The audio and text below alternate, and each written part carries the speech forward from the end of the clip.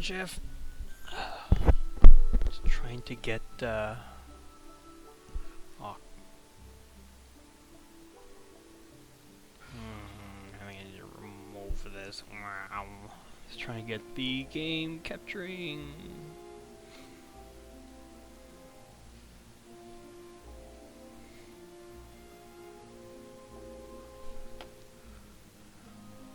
I don't even know where everything is.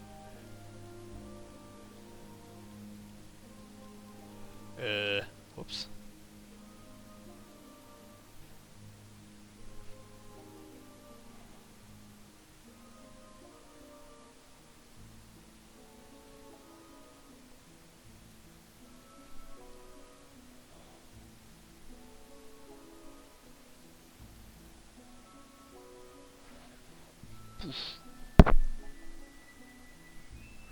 You know what?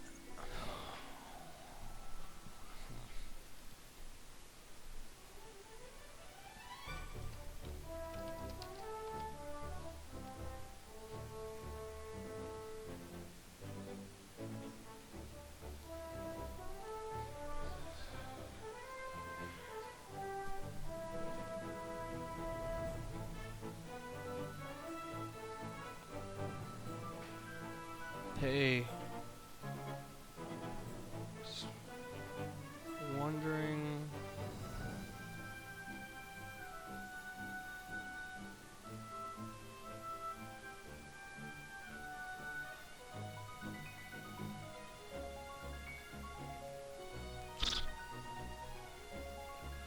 Hey, just wondering if anyone is in here. Oh, hey. Kujaran.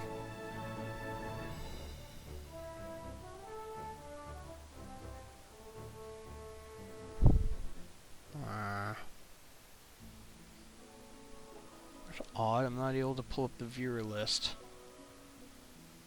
Is that what this is? Viewer list, yeah.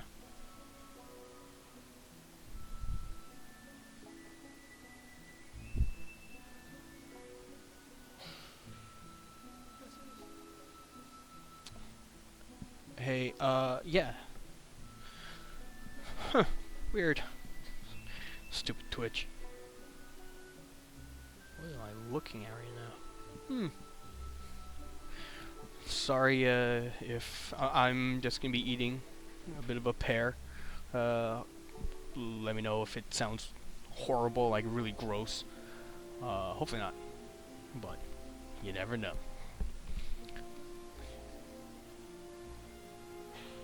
Hey, Game Deadell.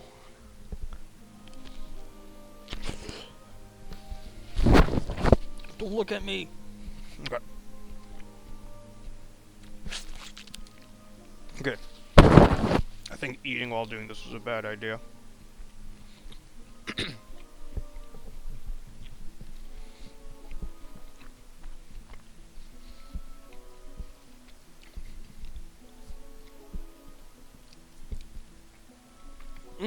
Okay, yeah. So, hey everyone. Oh crap, that sucks, Kujaran. Yeah. Unfortunately, yeah, I don't think you can choose the video quality. That really sucks.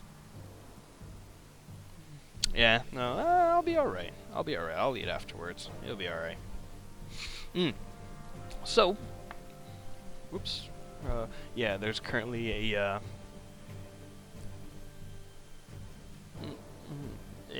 there's currently a thing going on. No way, no apples. Pear all the way, yo. There's currently a thing going on in the office right now where they're giving a talk to students from UDM, I think, Université de Montréal, I believe. I think that's where they're from. I'm not sure what program they're in, but they're in something. And I assume it's somewhat related to games, since let's talk about video games and game dev or something like that. Not really sure. Yeah, so hey everyone. So yeah, if you're here, then I'm assuming maybe some of you stumbled onto this, and I'm sorry. That's probably not gonna be too interesting, but hopefully it is. But for all of you, all the Kickstarter backers, so are yeah. What I was gonna do today, I was gonna show off some really old builds from Children of Zodiarcs, like very early prototype stuff. And this is actually, I mean, this is back when the game was called War of Zodiarcs. It was I mean, gameplay-wise, exactly this. Well, the vision of the game was exactly the same of tactics, cards, and dice. But what was different about this game was it was a different story, a different set of characters. Like, I mean, if you Google War of Zodiarcs, you'll see a lot of the old art. In fact, this that's where you can read up about War of Zodiarcs if you're wanting to. Some very old mock-up screenshots that I created. Me and the artist created, and the really ugly-looking environment that I modeled a long time ago. Like, 'cause I used to have, I have experience as a 3D artist, a bit of one. I tried to work in the industry as that in the beginning, but I mean, but then I got a job in level design, and then it just progressed towards game design. So yeah, like, I don't fully remember what's different about this version.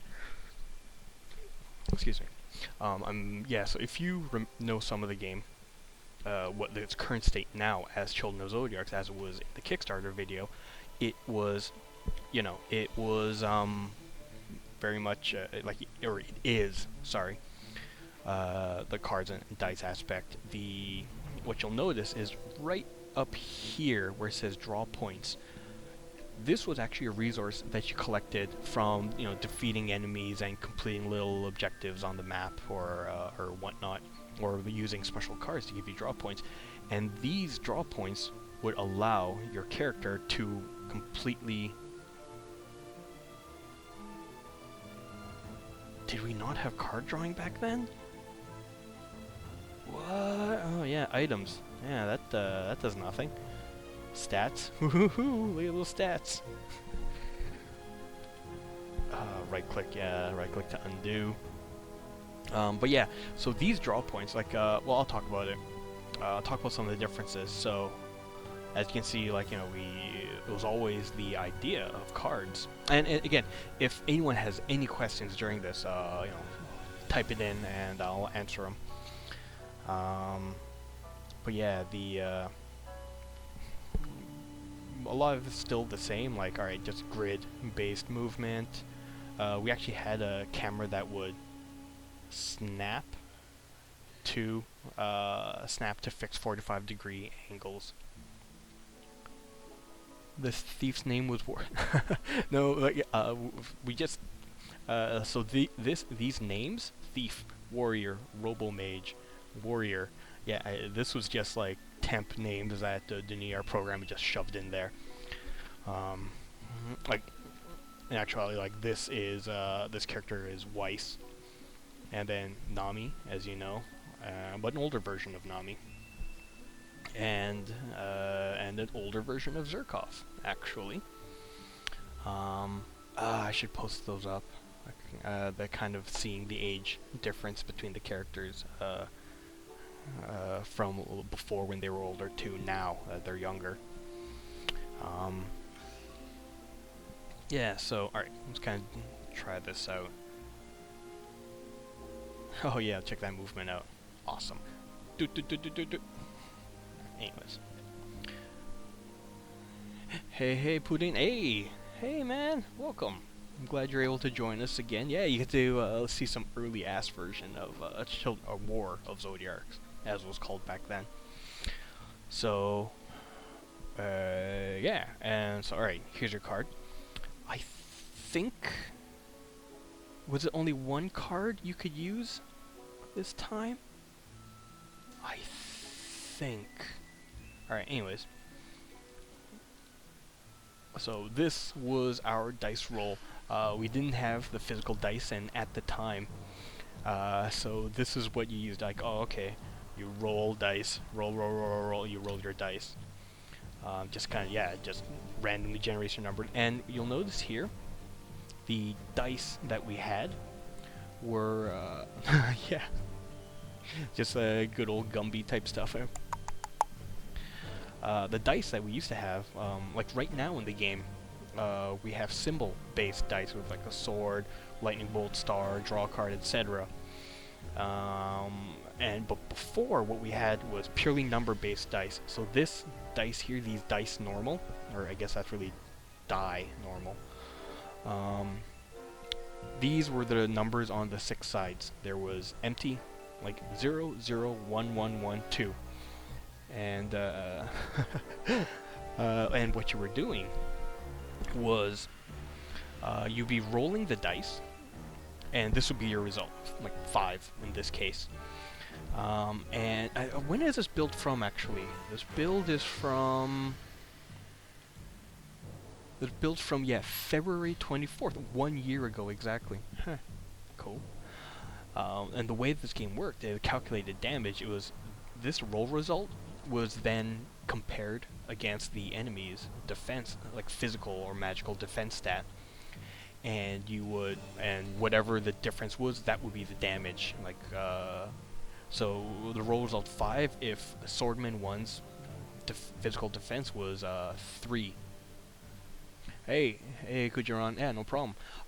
But yeah, check out, I'm going to be uploading this video afterwards to our YouTube channel. So, is anyone able to pop, or I'll just kind of quickly search that out. But I put everything, I put all the videos on the YouTube channel, so you can, Kujan, you can catch it then. You can catch it later, like it should be up later today. Yeah, Dudekov, it was heavily RNG based. And that's why we, and like it was just not a satisfying experience, and that's why we went back to prototyping, and that's where the result, that's where we came up with the symbol-based dice system. But yeah, so roll result of 5, Swordman defense was like 3, let's say, that would be 2 damage. Yeah, so little placeholder animations, because I don't know why that was so high. I don't know why that damage was so high. I think there are a bunch of hidden stats behind. Whoops. But yeah, the what else saying? Yeah, I mean, it was just not a satisfying experience. It was pure RNG, no fun at all. It was neat. It had potential, but that was kind of it. I'm speaking to the mic. Yeah, and then, like, everything was just static sprites. But, you know, then you had cards like, swiftness, buff movement, and dodge for nearby. Oh no, that was it! Right. If your dice roll,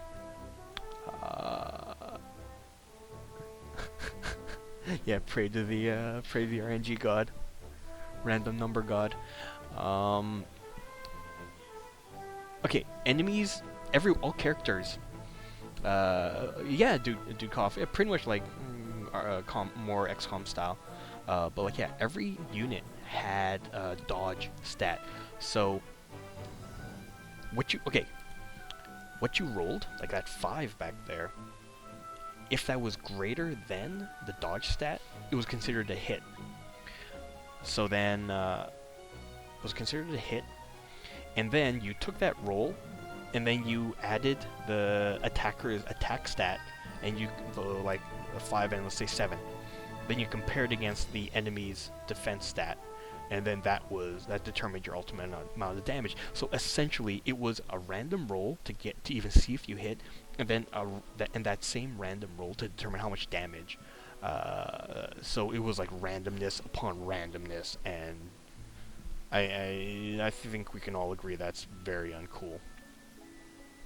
Right, so there was a dodge stat. Use a spell. Woohoo! He has buff to dodge. Haha. This was the other system that we had going on. So, your card hand, max card hand was still, Oh,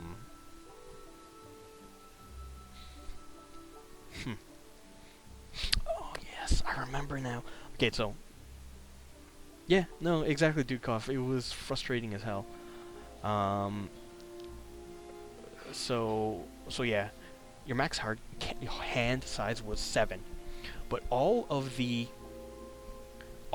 buffs and debuffs in the game, they weren't like, you know, put on your character like they are now, or as you traditionally see in a JRPG or a tactical game, like put on the character. No, it was put as a card into the player's hand, and so the idea was that that buff or debuff would stay for, like, you know, a specific number of turns, but if you discarded, if you discarded your hand and discarded the buff, then you lost the buff. So if you play kind of if you play very haphazardly, or you get hit with a lot of discard card abilities, then you would end up losing the buffs that you had. If you played well, you can keep that buff for the duration that you wanted. But debuffs were the exact same thing. So they would sit in your hand, and you'd be affected by the debuff as long as you had them in your hand. So you'd want to figure out a way to discard them. And it was an interesting... Okay, and so this is where, like in game design, you know, theory and practice don't exactly match up. Like, in theory, it's an interesting idea, because it forces a player to really think about their hand, to really think about like what to keep, what to discard. But and we wanted players to have that be an element that the player takes into account when making tactical decisions. But we ended up getting rid of it because it just plain out, like, there was nothing you could do to play with it. You had buffs and then you lost them, and just like, well, okay. Because, you know, with a max hand of 7, if you had like 5 buffs in there, then you only had 2 cards that were actually useful. So that while having a lot of buffs made you powerful in a way, it also limited the options you had access to, which made you have less power because you had fewer options. And so yeah, in game design wise, the theory behind it was really interesting, a risk versus reward type of mentality. But it was an annoyance. It was frustrating to have that, and you plain out didn't care. It created zero positive experiences. So yeah, we ended up just cutting that entirely. Woohoo, spinning blade. Let's hit both these guys. Yeah, and back then we didn't have what was it? Back then we didn't have friendly fire. So yeah, you can just easily... Oh, okay, so 3. I think his dodge is 3, so this is probably a miss. Yeah, see? They dodged it. Alright, and then Nami... Actually, let's...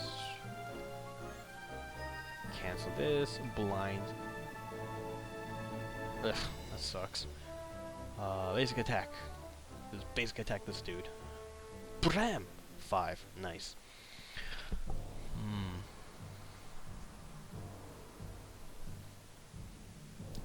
Yes, the basic game, the game now does include friendly fire, so you do have to be careful about how you target things, how you lay down your AoEs. And this, when I get back to my turn, I'll talk about it.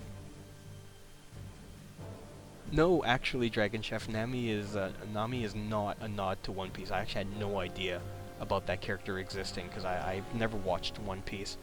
So when Sam joined us, he told us about it. And I'm like, oh, okay. And she's like a thief type character.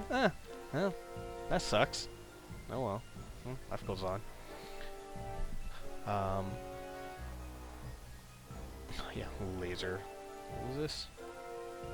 Laser eye. Yeah, whatever. Really? A League of Legends character? What is the character? What do they do? I mean, like, what kind of role is the character, I mean? But where was it? Well, it is what it is. A pretty odd coincidence, yeah, but what are you gonna do? Oh yeah, this was the map. It's actually, you'll notice, or I mean, maybe some of you will notice, this is actually the exact same, like, with modifications, but it's pretty much the same layout that our demo is, support fish. Okay. Yeah, like, this is that same layout, where this, like, our current demo takes place here. You see some of the attacks in this area. In the game trailer that we had for Kickstarter, you see some of the attacks, like, I think from, like, this angle up here, where Nami does a shadow strike on a dude. Yeah, and then the blue cubes were melee characters. Yeah, swordman, gunman. There you go. Amazing naming. We are the kings of naming anything. So, is this going to happen? Okay, so I think during this time, right now in the game, what we have is we have a dedicated draw card button. So you can spend your action drawing 2 cards into your hand. But what it was before, and this is where I took a heavy inspiration from, like deck building games like Dominion or Ascension. When you refilled your hand, you discarded your, I think so. Okay, basic, piercing, rally, pierce. Yeah, you discarded your entire hand, and then drew a new set of 5 cards. So again, like, if you had the idea behind that was, again, risk versus reward. If you had like 4 cards, 3 of them were like, I don't really have a use for them, but 1 of them you want to keep for a special occasion, you had to make that choice of, like, alright, do I discard my entire hand, draw a new hand, and hope for, and, you know, just kind of see what I get? Or do I just try to do what I have, do what I can with what I have, and save that 1 card for later? And also, oh, just a second. Merci. Yeah, and so refilling your hand, like by discarding your hand, you also got rid of all your buffs and debuffs. So that was a way to get rid of debuffs. So, like, oh man, I have all these crappy debuffs on me. And you need to make that tough choice. But I have a cool card, but these debuffs are really, like, you know, cramping my style. So you can choose to discard your entire hand or not. And again, you know, interesting choices in games. But yeah. Again, I mean, the idea was fine. There was not really necessarily a problem with it, but just with the changes we made. The reason why it existed was mostly for the whole buff and debuff feature, but the way that they were cards in your hand. But because when we got rid of that, it's like, yeah, this whole discard your entire hand and redraw 5 just had no value to it. So just fuck it, let's get rid of it and just replace it with a more traditional system. And it's worked out really well. So yeah, if I refill my hand, I'm probably going to discard all 5 of these cards and draw a new one. Draw a new set of 5. And I did not. I guess this is not that version of the game. Want to see some fun?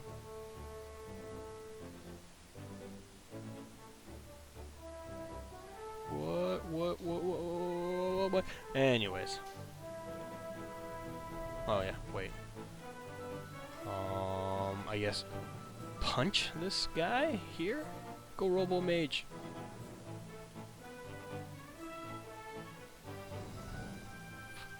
Man, this thing's so kind of boring. Ooh, hit both of them. Nice.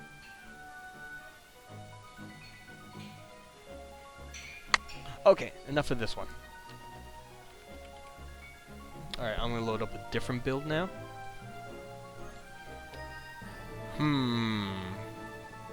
Is it the one that we submitted to Boston Festival of Indie Games? Who's this?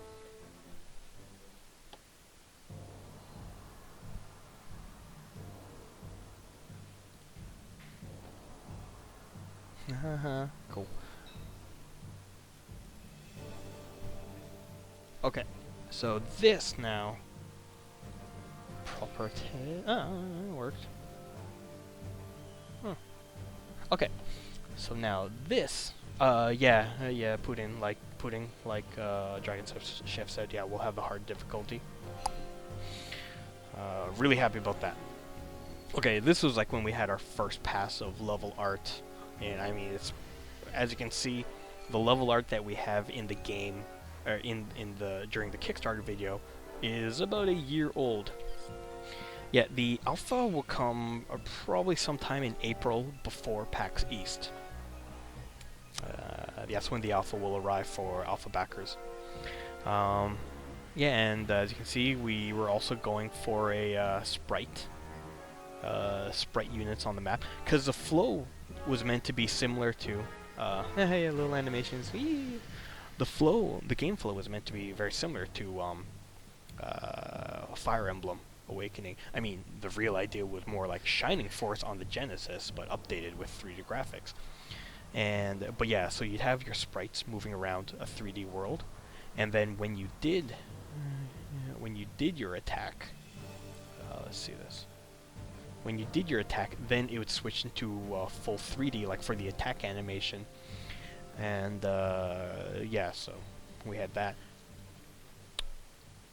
So attacks were not going to take place on the map like they do now, but we ended up getting rid of that because it made the game flow really, really long and really boring.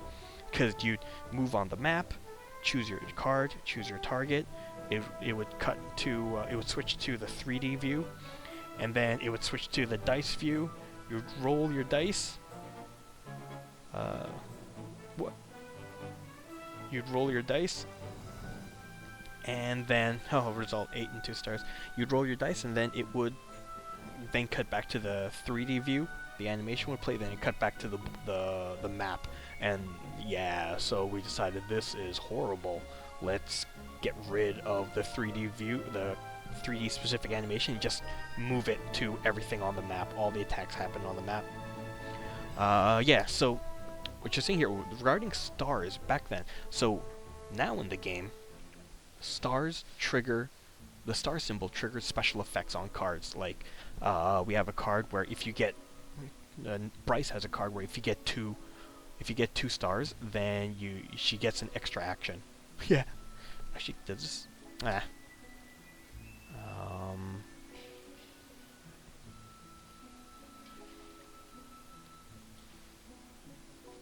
Yeah, cheats. Woohoo. Yeah. But back then, during this time, what stars did, if you got 3 stars, it was a lucky roll, and so you got it earned you an extra action by default for every single character. The problem, and you get some dice, like let's see, the teal dice has no stars, the red dice has 1 star, the blue has 1 star as well. Hey Spank Hitler.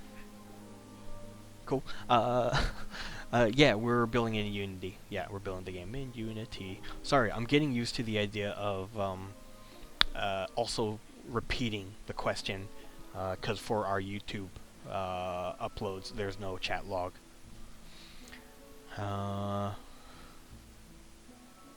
Cool, I'm glad, Pudding. Yeah, so everyone, Pudding, he's here in Montreal, so he had a chance to play the game last Saturday at Montreal Jeux Indie Festival Night, whatever it was called. Yep. And and yeah, we'll actually be demoing the game again for Nuit Blanche this Saturday from 8 p.m. to 1 a.m. at City Hall in Montreal. Yeah, so the problem with the stars is it just did that. It had no more. It didn't do anything else other than give you an extra action. I mean, extra action is cool if you got 3, but the problem is us balancing it. Hey, cool. Hey, man, stop by and say hi then. There'll be some new games there that weren't shown at the Montreal Jeux Indie Night. Yeah, so the problem with stars, it was interesting, but it's not super interesting. And it was one outcome only, get 3 stars, and then you get an extra action, and that's it. It stopped there. The tactical options and what it meant for the player it was extremely limited, and not to mention the fact that it'd be hard as hell to balance, because it was such a fixed number of 3 stars. Looks like their talk is done, but yeah, so that's what's going on in this version. Woohoo! Play some shitty 3D animations.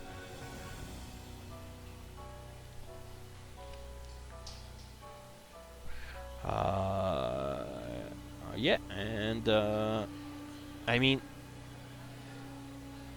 I think that was just kind of it. Very uninteresting. Okay, let's stars 2. Let me just kind of get 3 stars. Just want to see something else. Ah, there you go. Extra action. Woo! Free action. Alright. And I think in this build too, there was when you do redraw, you discarded your hand or something, and then you redrew your entire hand. So that was pretty uninteresting. Let's see, anything interesting during the AI phase? Oh yeah, we had the AI rolling dice back then. That's cool. Anyways, so that was kind of that for that version. Alright, this one, yeah, and that version that I was just showing you there with the first pass on art was in June of last year. Let's see, the 29th of June. Anything interesting in there?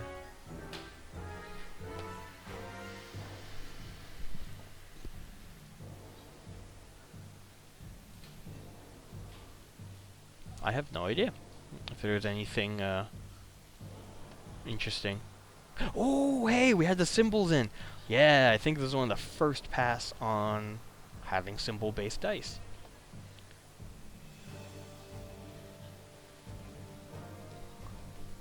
Oh yeah, and then we had the output.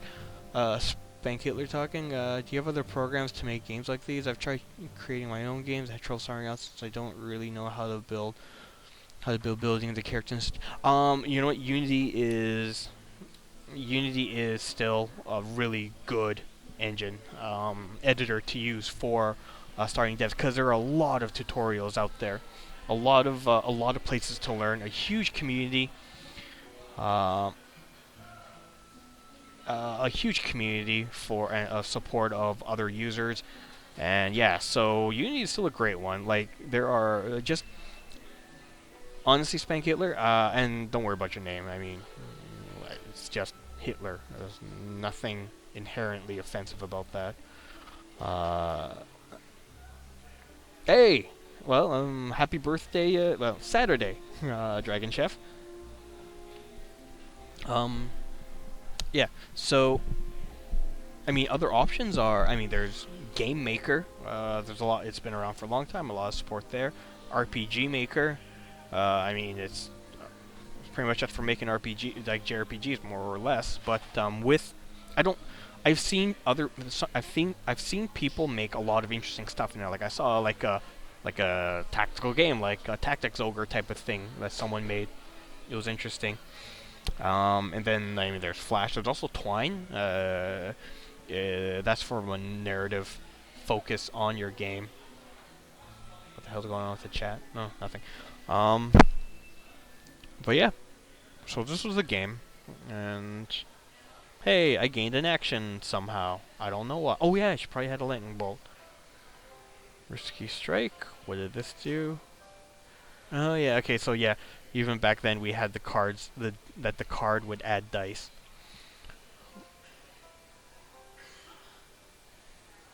Well, this means a star. I don't think stars meant anything. Or maybe not on that attack. And then, you know, one miss symbol came up. And that's something that we do have in the game. It's just not there in the demo right now.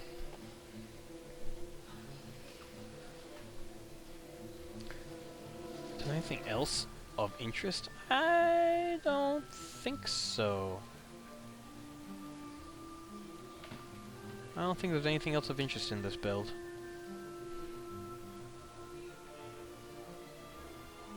No, the reroll action didn't exist back then. We actually, we implemented that just on a whim, I think, from like Sam or Denis. Just kind of like, what if we did this? And we tried it out, and it was really awesome. And we were going to make the reroll a resource that like you built up. Let's see, do I have a build with that?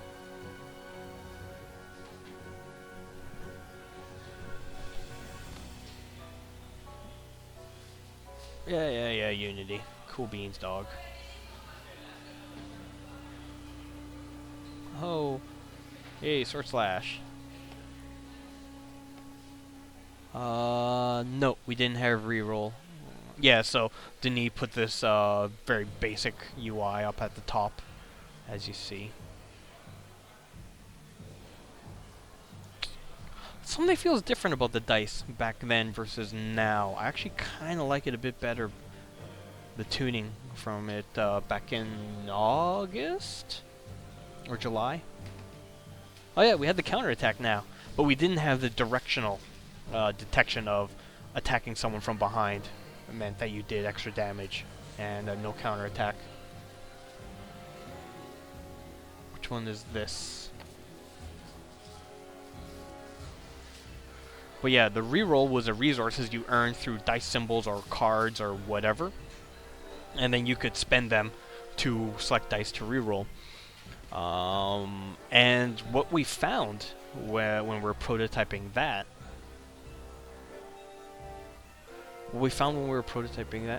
oh hey, we have the reroll on this. I mean, not on this dice. But what we found was that everyone wanted to do the reroll, and it really felt good to do the reroll, because yeah, I mean, you get to give yourself a second chance. And so we ended up, all right, you know what?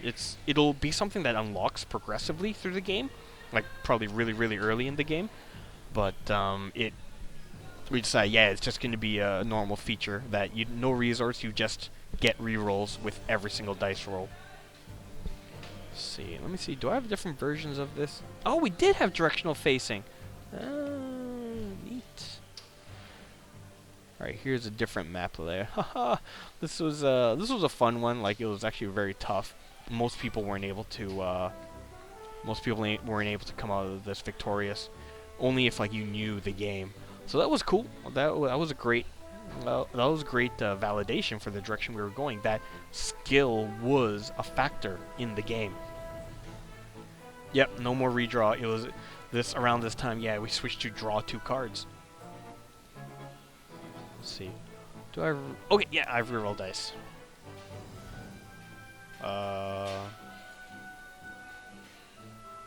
Let's go here. Woo! Take this, you jerk.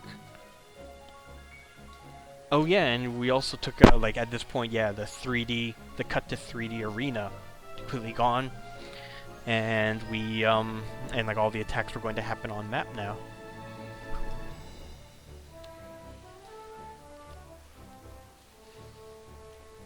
Great. So I increased my reserve, my resource of reroll dice. So now I can just, yeah, I can select 2 dice to reroll. What? Yeah. There you go. Yeah, back then yeah. So the re-rolling came the 7th month. What's that? June, July 23rd, more or less. So that was the big change with that version. Let's check out August. I'm curious what's in there.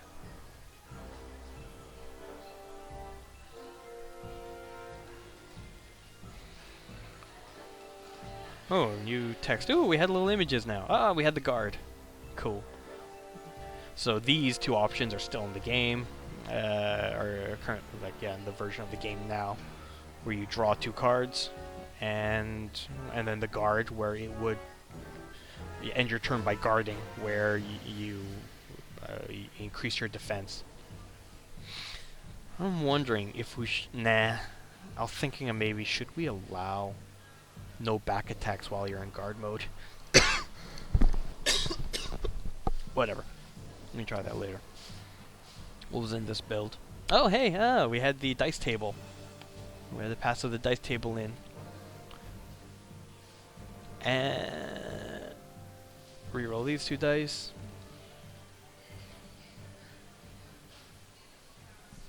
And there you go. So the game has pretty much stayed this. It's been like this since, this is the state of the game since August. That functionally, all the core designs, all the core mechanics were there in August. So we started working on the game in, yeah,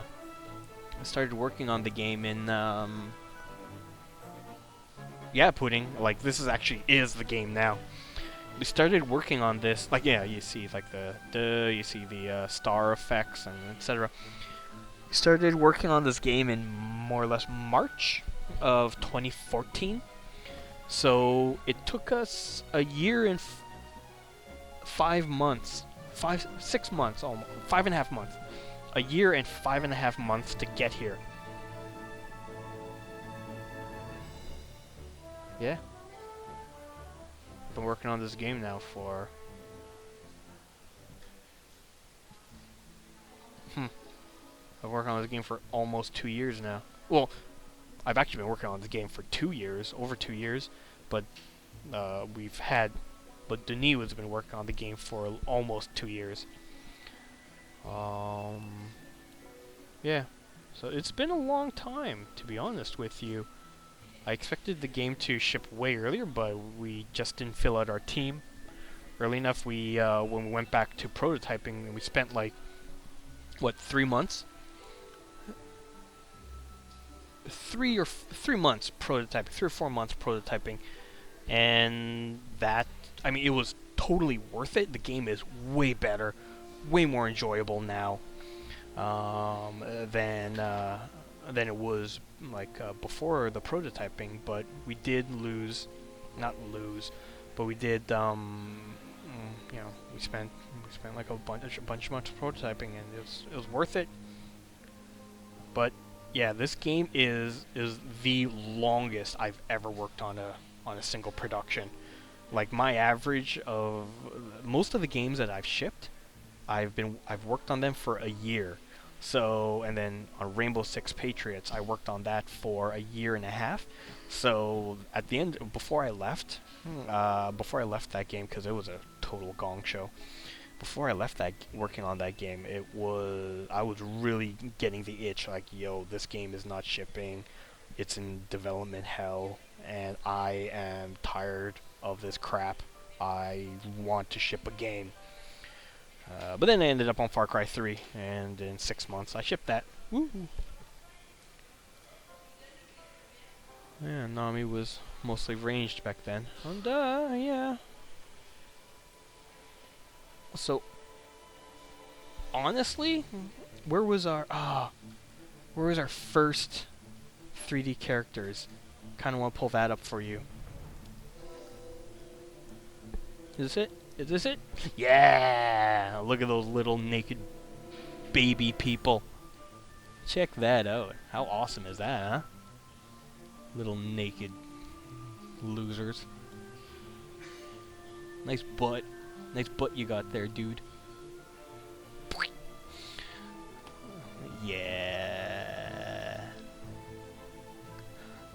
yeah, at this point we were mainly focusing on like visual, like just we had the features down, we knew what the game was going to be, and now it was a matter of like, all right, let's put in art, let's get that working, let's get feedback into the game. Because what you see now in the game is you see numbers popping up and buffs and debuffs and all that kind of crap coming up and cards being drawn. We didn't have that for a long time, and so I'm not sure. Oh, this is so funny, little naked baby people. So stupid.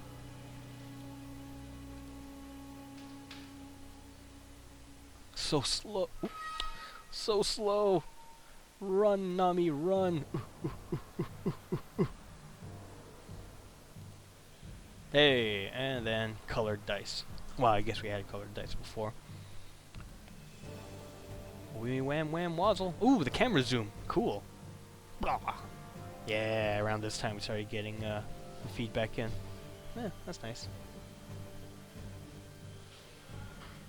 Just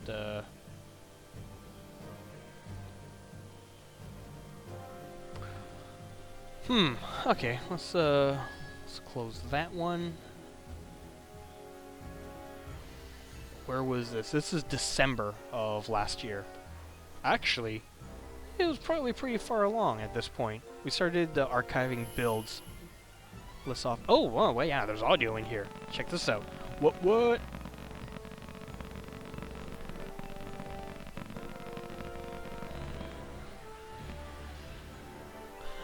Hey, Dragon Chef. So, originally we played with the idea of different characters having their own run speed, but we decided to get rid of that just because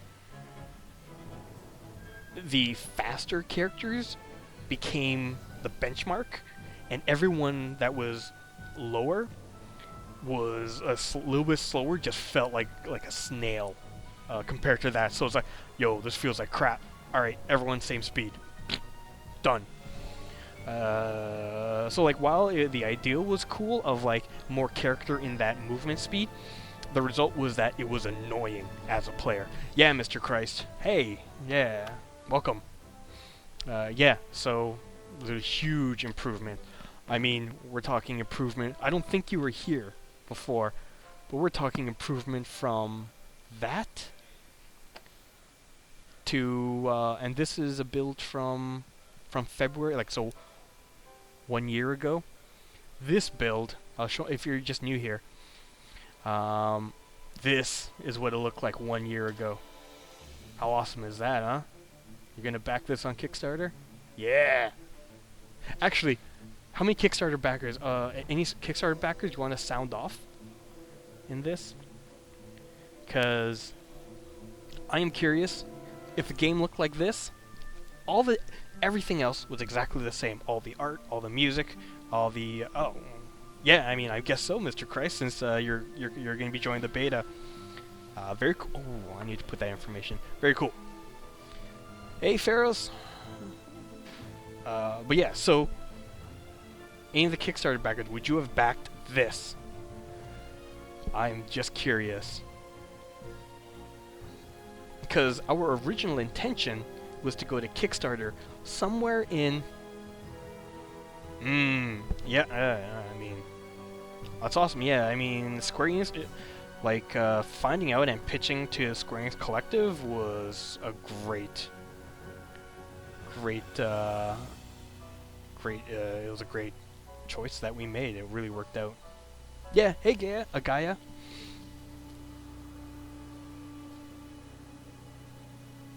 Really? So even with Mr. Christ, even with this, you would have. But because yeah, I totally agree. Putting and the Gaia, this it. I mean, as a game developer, to me, this doesn't look like a lack of investment in the game. Just because I've seen a lot of games and in development, but yeah, this. What makes you, looking at this, what makes you think that it can get to a better quality? Because so far there's no show of visual quality, You know, like, alright, gameplay is super important, but you know what? Like, I completely do not agree with the idea that, I completely do not agree with the idea that visuals don't matter. Visuals matter a hell of a lot. Not just in, yeah, your perception of the game's value that you bought, but also the visual quality and the visuals, not necessarily the fidelity of it, like high res or whatever, because there are a lot of, you know, like Downwell is very low res, but it's amazing looking and feeling. But yeah, it's visuals matter because it affects the feel of the game. It affects it does affect how, you know, how much you can get into the game and get engaged by it. But yeah, I mean, if there's a proof, like at least for me, if there's a proof of the ability to add visual polish, then yeah, that builds more faith in me. Hey Gaia, do you still work at UB? And if so, I'm curious, what team are you on? Or what teams were you on? If you can say, of course. I mean, I probably know what games are going on there, but, you know. NDAs, of course, normal. Okay. When'd you leave? Oh shit, okay, wow, yeah, a long time ago then. Damn, yeah, because I joined UB back in 2008. Okay, so then all your games have shipped then, what you're working on. Far Cry 2, maybe Nexus. Jeff Haddam. No, yes, Conviction, Splinter Cell 4. So you're like Jeff Haddam was multiplayer lead game designer. Rogue Era. Yeah, no, Dragon Chef. I can understand that. But yeah, so this, Mr. Christ, this build was from. Yeah, I mean, it definitely was a it was a crappy proof of concept. Don't get me wrong. Because like I don't know if you were here when I was saying it, but we then went back to prototyping and we made the game much better. Because this version of the game from February 2014 or 2015 was way too RNG dependent and was not a fun experience. Sorry, Double Agent. Yes. Right, Conviction was Splinter Cell 5 with Max Belland.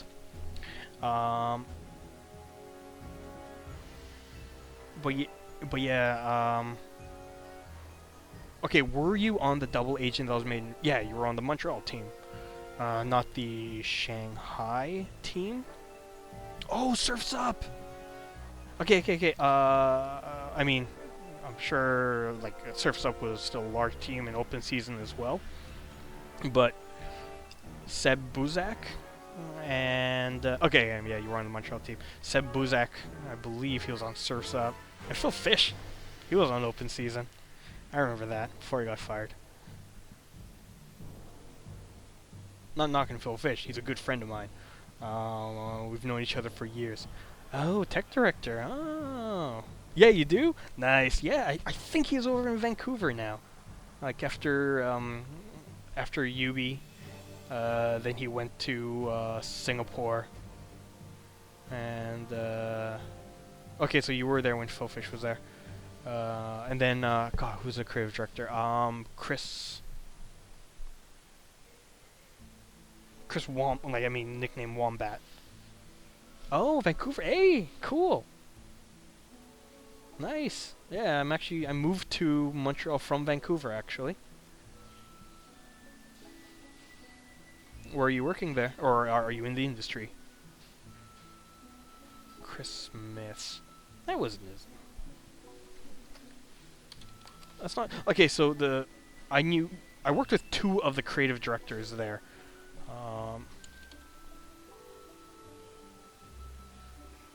Chris Crowell, I think he was creative director at one point, and then the bearded guy. And with the slanted shoulders was creative director before Chris. Anyways, I'm sorry everyone. I'm kind of getting caught up in UB talk. Fun times. Let me pull up. Trying to find. What was this version? I'm trying to find a different version. That might be interesting to pull up. Oh, Riot. You're a Riot guy. Huh. Ooh. What studio are you at, if you don't mind me asking? Well, what steps are you taking, Pudding? This is not an interesting build. I think I played this one. Nope, I played... maybe September? End of September? Phoenix Lab... Fuck. Did I live above you? With Alexis Grebe?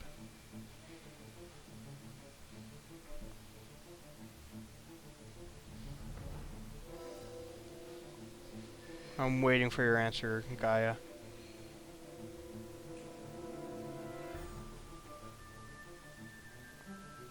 Shit. Fuck. Oh man, okay. Yo, CDIS represent. Oh my god. Oh dude, I'm sorry, I'm totally forgetting your name. Jesse? Houston. Right? Is that...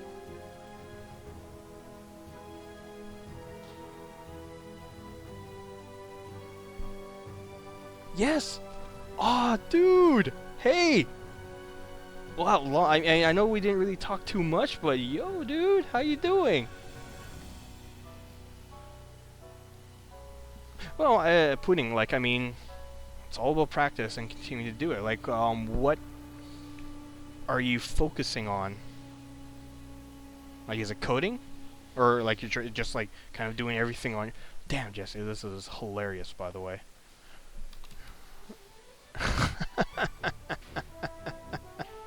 I'm sorry. I'm sorry about all this, everyone. Yeah. Okay, what did we have going on in this build? Dude, yeah, guy, that's really hilarious. That's really... oh man, that's super funny. Okay. I don't think too much was interesting in this build. Well, I'm glad you're enjoying it, Crazy.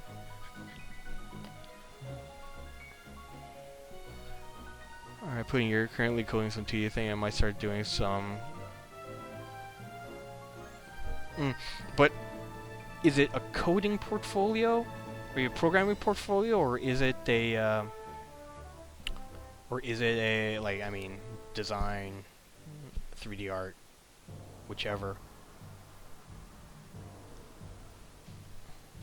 Because I'll be honest with you, I mean, I don't...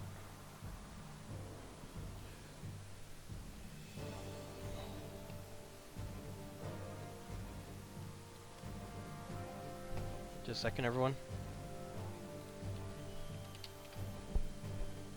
Yo, that's too funny. Yo, Jesse, that's... okay, it's a program. I don't know so much if, the, okay, no. Yeah, it's important that you get Unreal experience, because there are... Yeah. I mean, yeah, so if you're doing a program portfolio... Yo, Pudding, are you taking part in game jams? This is what I will say to every single person that is wanting to get into game development. Do game jams. You learn so much. You have something tangible to show, and the quick turnaround of, like, 2 days is you learn in game dev. You learn more completing a game than you do from sticking inside one project. I firmly believe that. That's been my experience. Because everything that, like, all the different phases of... Oh, Pudding, you need to look into... Dude, on Saturday, do searches for... Okay, first off, Pudding, join the Montreal Game Society Facebook group. Uh, oh, what did I say, Gaia? But yeah, shipping games. Um, but yeah, like join the Montreal Game Society Facebook group because they talk a lot about because Montreal there are a lot of game jams in the world, and yeah, well, that's a great one. Check that out, Pudding. I mean, I don't know.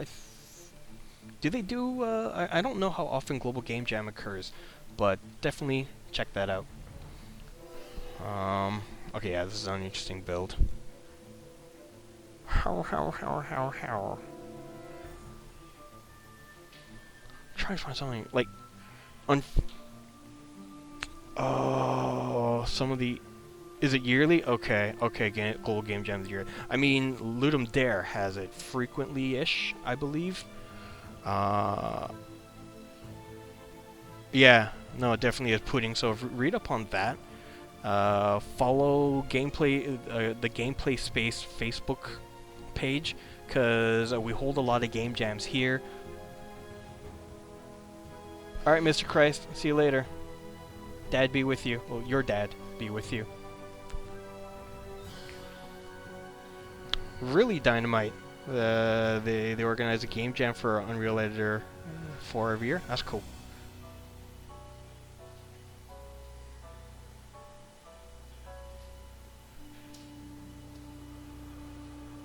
That's cool, Dragon Chef. Do you have any info on how Pudding or anyone else really can find out, like a link or something that people can find out more about it?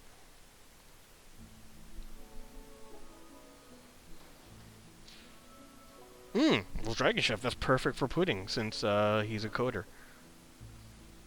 Oh, I think this was like a bullshit build I made in order to make video capture. Yeah, it wasn't too interesting. I think like, I'm gonna go here, do fireball on you guys. Whoopah!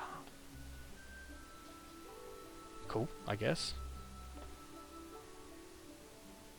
Dare to be digital, alright. Oh, that guy's dead. In your face.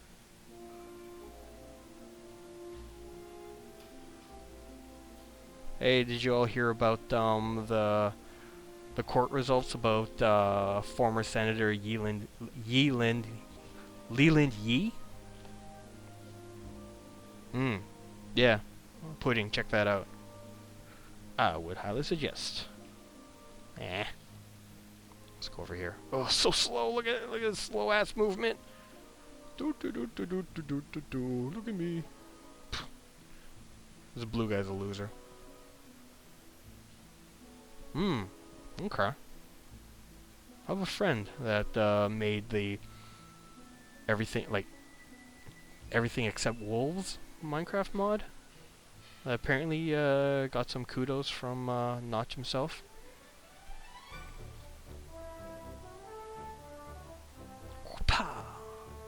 What? Dead. Look at his head cave in. What awesome waiting I do. Okay. Well, yes. Okay. It's not great for you too much. No. Like putting the meetup groups I find are kind of useless. They don't do much that often. Yeah, but I highly suggest game jams, Unity or Unreal tutorials, because I mean, you'll learn the editor through that way. I mean, like learning the language. I mean, that's something else entirely. Excuse me. That just comes with your own, your own research, reading, and coding. But yeah, like, cause a programmer, for me, a programmer coming to us, like a junior programmer, no experience, professional experience in the industry, coming to us for a job, one saying, yeah, I do coding, and another saying, yeah, I do coding, but I also do game jams, and here's a whole bunch of games I made, is way more interesting of a candidate than just the I've been to school for coding. That, and I know Denis is super harsh about judging programmers because he's, done a lot. Yeah, talking about Flower Child. He's a pretty fun guy, very awesome guy.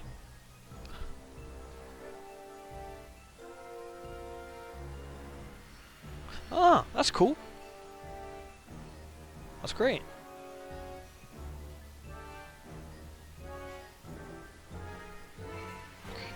Yeah, I mean, honestly, I don't have, like, unfortunately, I don't have a very, very, very, very early build of the game. I wish I did, where you were just cubes wandering around this small area.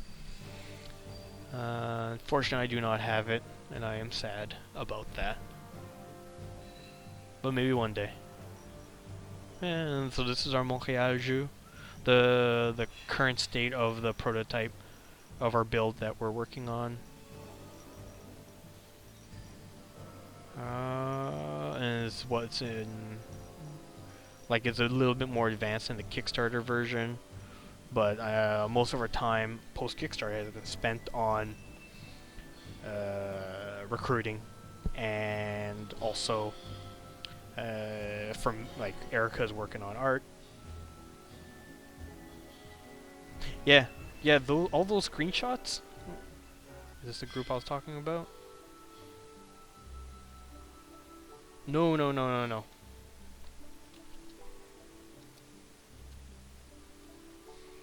This group. That group. Pudding. And then also, I would suggest following Gameplay Space, because a lot of information about events, and they host a lot of game jams and etc. are put up here.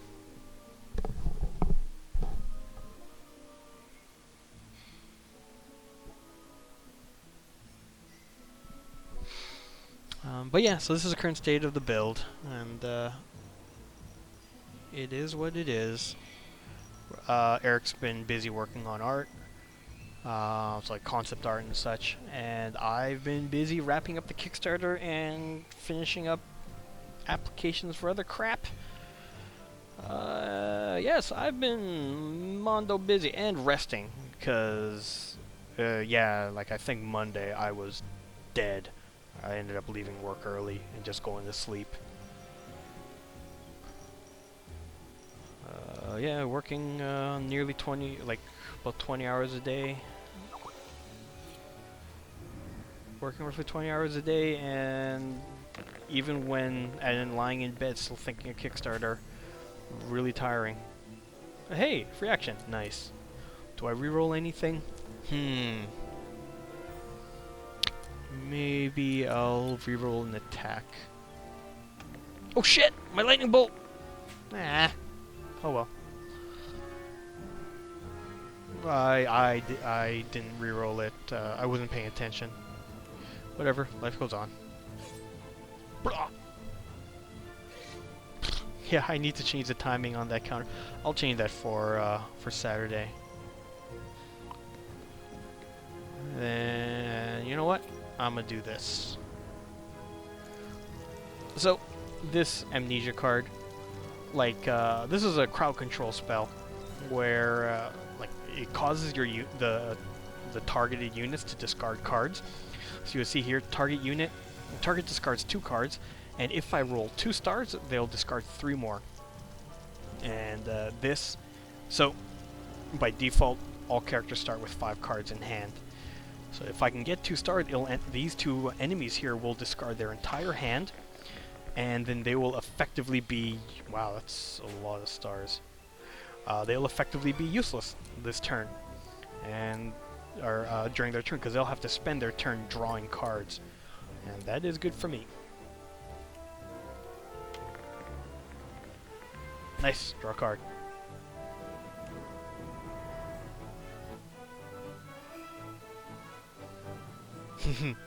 What kind of game is it, Dynamite?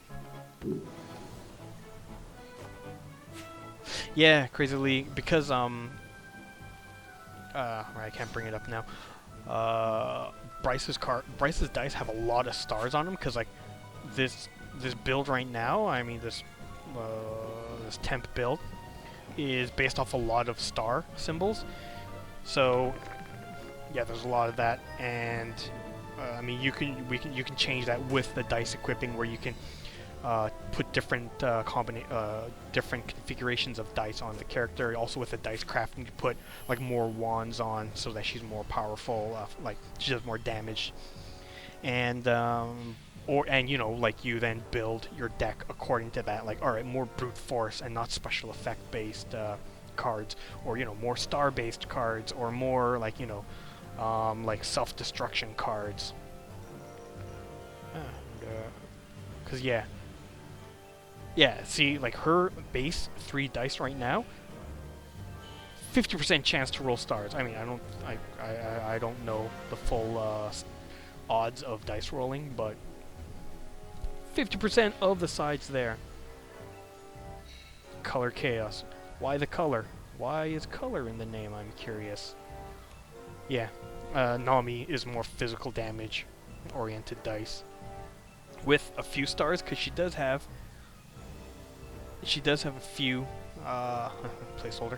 She does have a few star effect cards in her deck. But then, like, yeah, her lightning bolt, so that she gains extra actions. Like the idea of her as being a thief, like it's a rapid attack, and so she like kind of like striking twice in a single turn. And of course, there are different cards that have the different playstyles within Nami, like just pure attack, more rapid attack focused, and so like stars of triggering play again actions. And then there's and then you know, a stealth build that plays heavily off of that.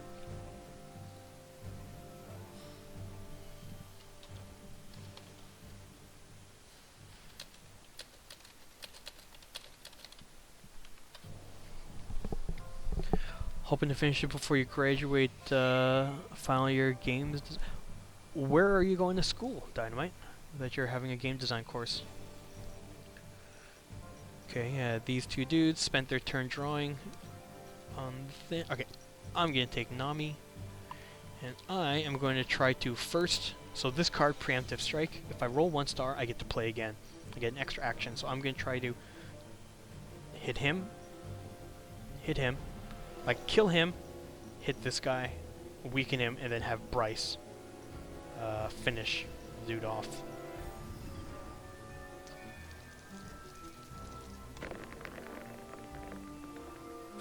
Okay, so I rolled the star to play again, but I also rolled 2 lightning bolts. Oh, that's actually very rare, because there's only 1 out of 6 sides are lightning bolts. I don't need those lightning bolts, because I have this star, because the extra action doesn't stack. And these shields, the shield symbol increases my defense against counterattack. I'm going to kill him, so there's no counterattack. Plus, I'm attacking him from the back, so again, there's no counterattack. So I don't need this. I can reroll this, this, and this.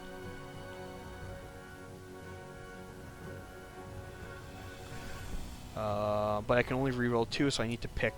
What am I trying to go for? This dice, sword, bolt, star. I don't need a star, I don't need a lightning bolt, I don't need sword, because my damage alone is already killing him. So nothing I can go for that dice. This one has an extra draw card, which I could also use. But this has greater chance for the draw card. This is a greater chance. Okay, I'm going to do these, because then the more, like, by keeping my hand full, you know, I don't have to spend an action to draw 2 cards. Alright, so... Oh, shit. Oh well.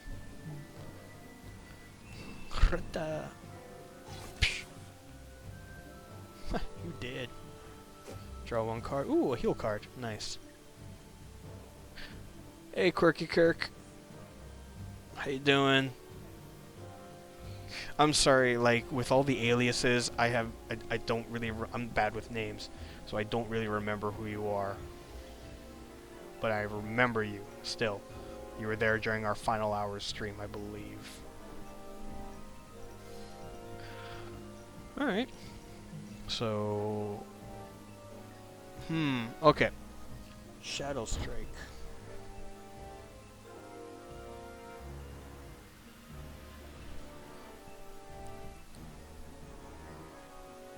And so what do you want to do in the industry, Dynamite? Are you a programmer? Really? There's a game jam this weekend. Okay. Oh, unfortunately.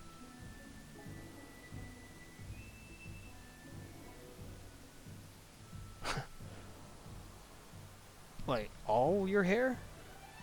Like, not judging. It's fine. And maybe you're a swimmer. And, you know, you need to be all, hydrodynamic, aerodynamic. But, okay, so this one, I think I'm going to, kill... I'm going to go for Shadow Strike. Probably not going to kill... Okay, hey! So I can do 11 to 13 damage. I have a possibility of killing him if I get the star, but I also want to try to get... There's a chance. Okay, design, level design. Alright, alright.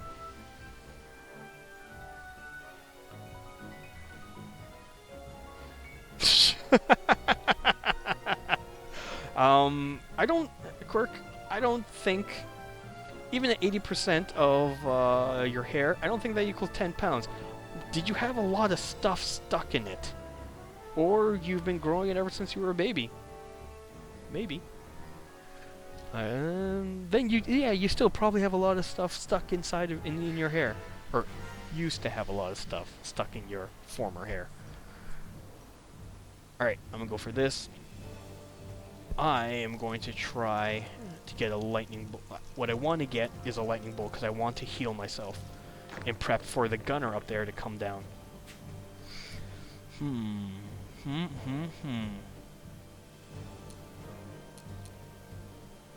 Okay. These two have a chance of lightning bolt, so I'm going to do these two.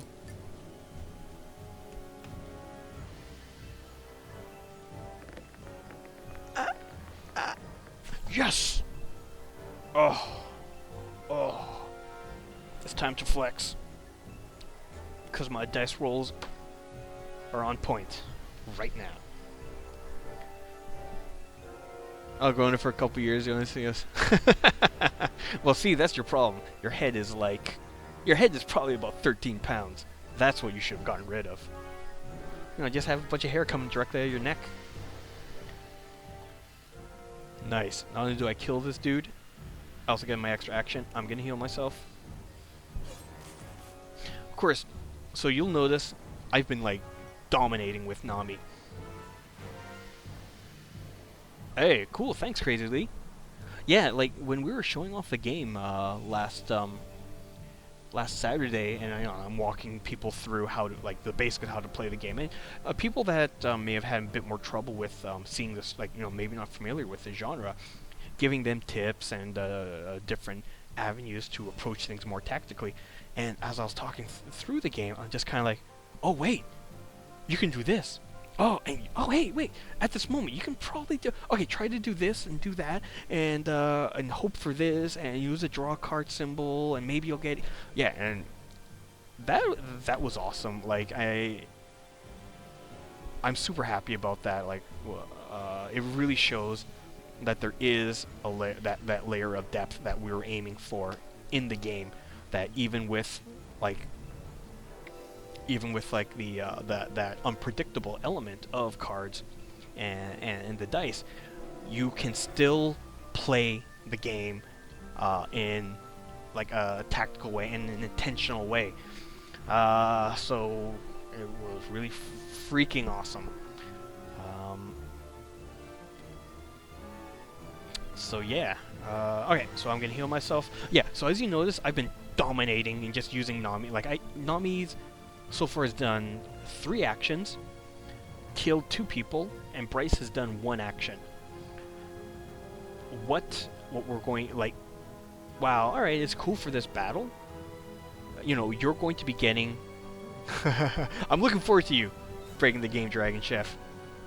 Hey, Toshi. Hey, Toshi. That's the beginning of your Kickstarter username, I believe. If that's you.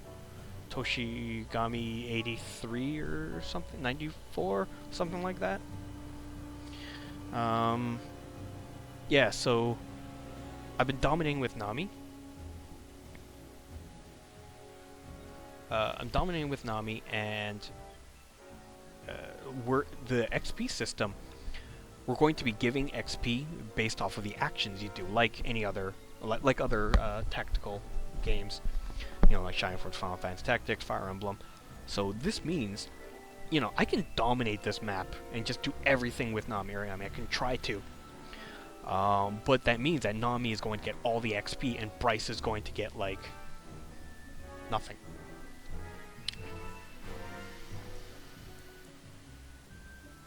No, really? Which one? Which one was it? Was it this? Oh, or was it this? The deck builder? What? Was it this? The dice crafter? Ah, look at this dice crafting. So beautiful. Yum yum. Give me some. As you can tell, this part's a work in progress. But deck builder, I mean, it's not hooked up to anything. And we need to do a passive visual polish, which will come later. This? I mean, this is not... It's like the info, it's not useful, we need to redesign it. It's just not been a priority. But yeah, like... No. Okay, let's add every single card.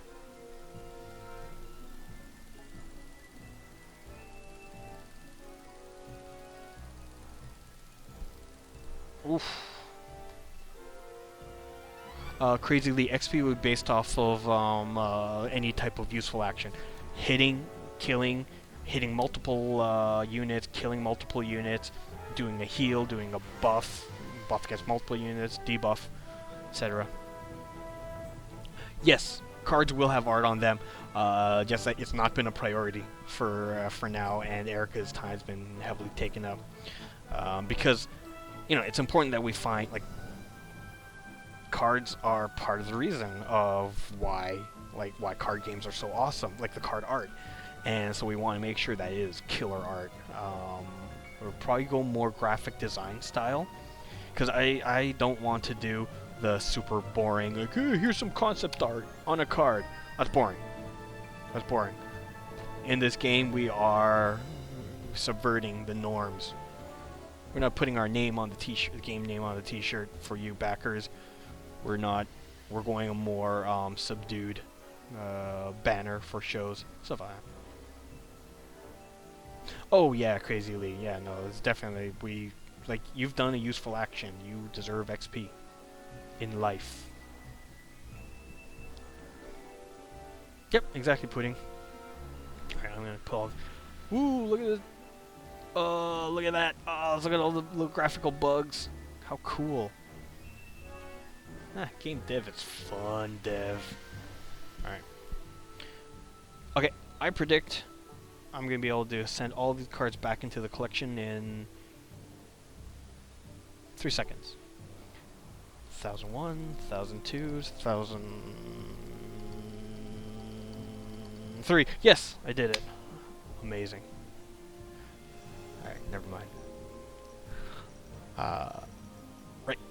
Oh, wait, did I just heal myself?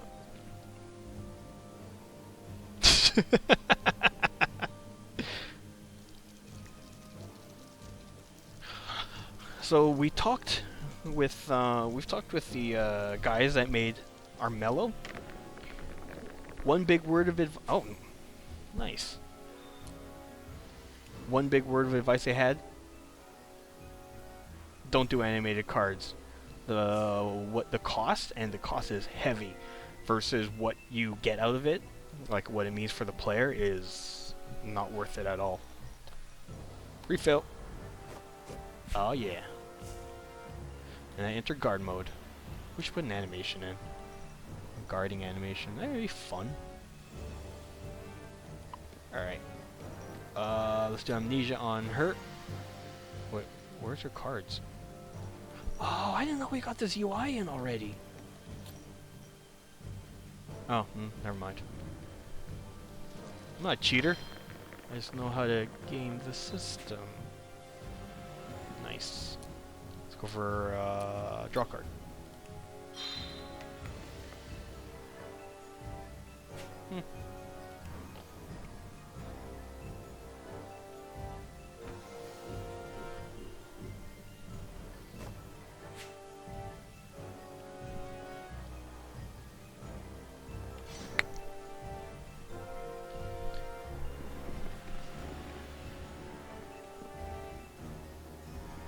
Yeah, so we're going to be for the alpha and for packs.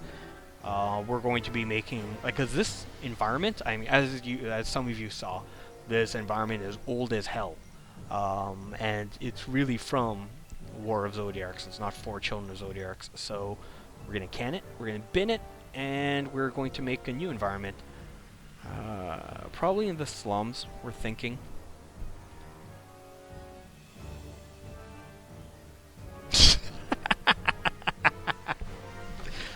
Is it still KFC in Spanish? Because, like, in Montreal, it's PFK. Poulet frites. Poulet frites de Kentucky, je pense, peut-être. Je ne sais pas. Mais... Alors, toi, des advertisements? Poulet frites Kentucky. Okay, cool. Yeah, I'm sorry, Pudding. My French is horrible. I need to practice more, and I need to take lessons.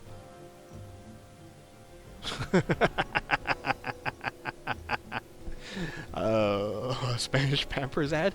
I'm guessing they're not targeted ads then, based off of IP, unless you're using a VPN, and it's saying you're in Spain?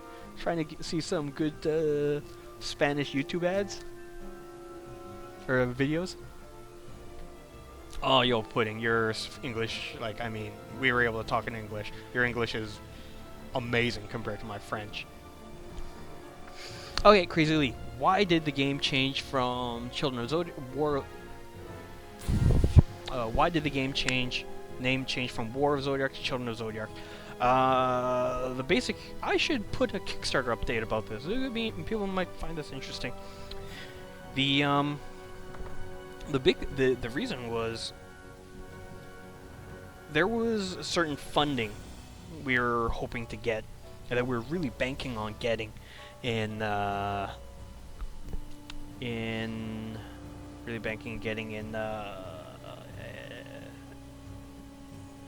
was it April of last year?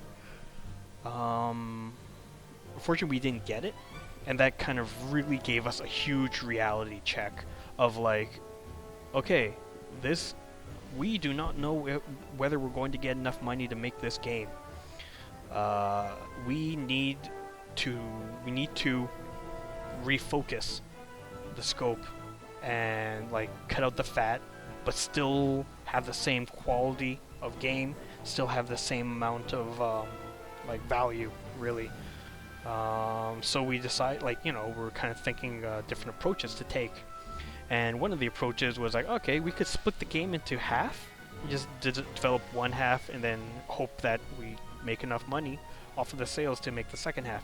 But I didn't want to do that, because, like, one, it's not a guarantee, and I did not want to release an unfinished story, you know? That's not the vision I had, and that's not what I wanted to do with the story, because, I mean, the story was, the original story for War of Zodiarcs was an extremely personal story for me, and it came out of experience that I had, the life experiences that I had before deciding to go full in and go indie. And, so we decided against that, and so we decided,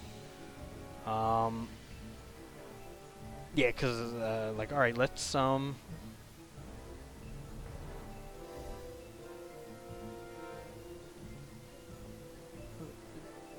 decided that, yeah, like, because War of Zodiarcs, it was like a cast of like 9, 10 different playable characters, and party switching, and well,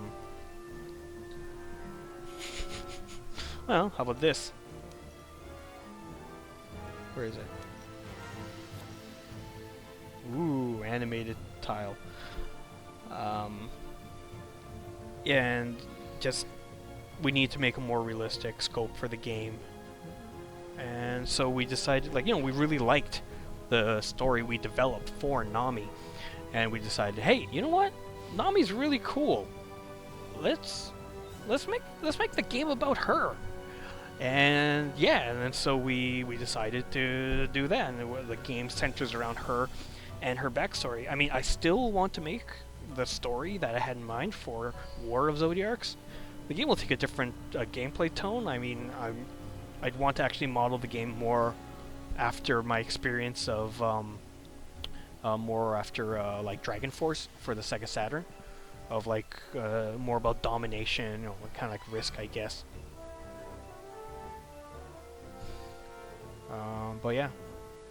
And so yeah, with the change in story, the old story War of Zodiarcs made no sense.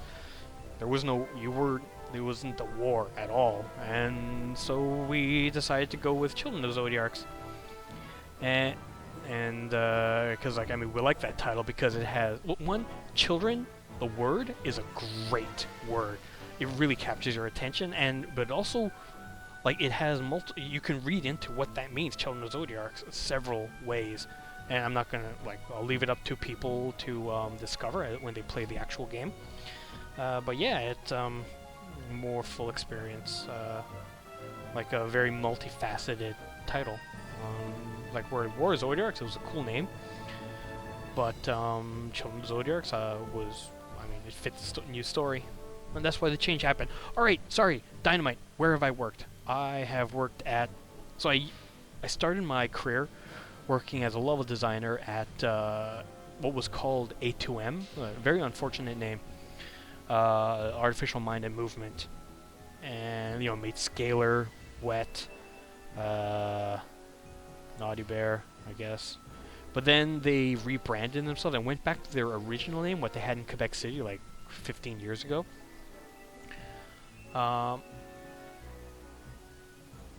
And then they changed their name to Behavior. But that was after I left, and so I worked at A2M, and I worked at Ubisoft Montreal. I was at A2M for about 5 years, Ubisoft Montreal for a little more than 5 years, and then I quit. So while I haven't worked at many studios, I've shipped a lot of games. Well, I mean, especially compared to a lot of people I know in those 10 years. Shipped a lot of games. Worked on a few more because a few were cancelled or I left because the game was going nowhere. But yeah. Blah, blah, blah, blah. I don't know I didn't play Chrono Cross. I own it. I might even own 2 copies of it because I lost one and I found it again. But I mean, I love the music. The music's fucking stellar in that. I know some other people in the team have played Chrono Cross, but what's the horror story of Chrono Cross? I mean, yeah, I know they had a butt ton of characters. A few of the I mean, so putting the Nami, Bryce are kids. I mean, they're the gang. They're from a thief gang of kids and orphans. Okay, too many characters. I gotcha. But yeah, one thing with the Kickstarter and the stretch goal we hit, we've actually brought our playable character number up to 7. So it's actually very close to what we had originally. Just we no longer have the party system of swapping characters in and out. Oh shit! It's 2 a.m. Where are you at? Europe? Somewhere? But alright, later Dynamite, thanks for coming by. Which one is this?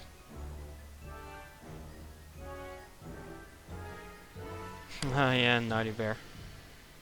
What I can tell you about Naughty Bear. I'm not allowed to, but...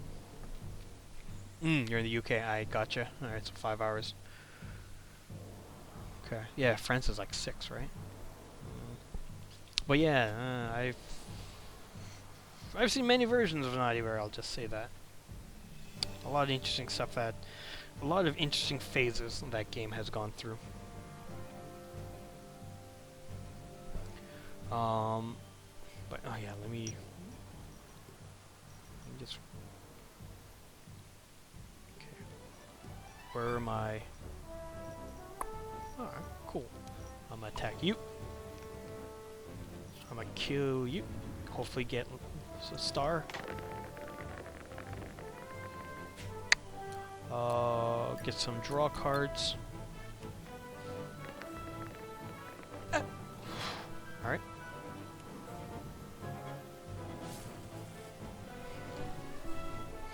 In your face. And then refill. Draw more cards.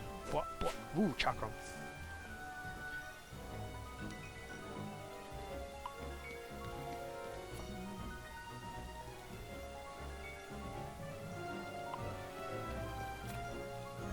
Take this dude out. Well, probably won't take him out.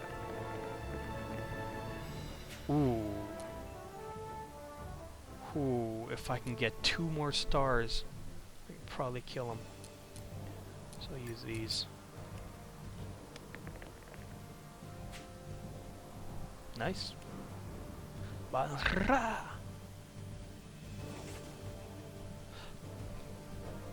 Sorry. Oh, I didn't see your question, Quirky.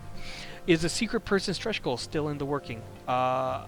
Which mean, are you still reaching out? Yes, I'm still reaching out, and progress, very positive progress, has been made. But I mean, I'm still not going to say anything about who they are.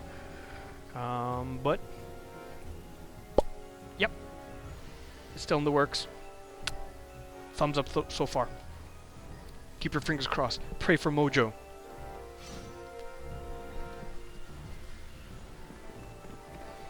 Yeah, and we should also be actually releasing. We should also be posting about because one of the stretch goals we hit was an additional playable character. So we should be able to show that off. We have the oh, alright, she lost her attack dice buff. We have the character bio done. Keep this silent. I'll reveal it all together with the character design. But yeah. And no worries at all, Quirky. Like, it's perfectly fine you're asking. Cause yeah, I mean, when I actually told the team, like, stop them in their work. Like, alright, here's an update on the situation. Things are going well.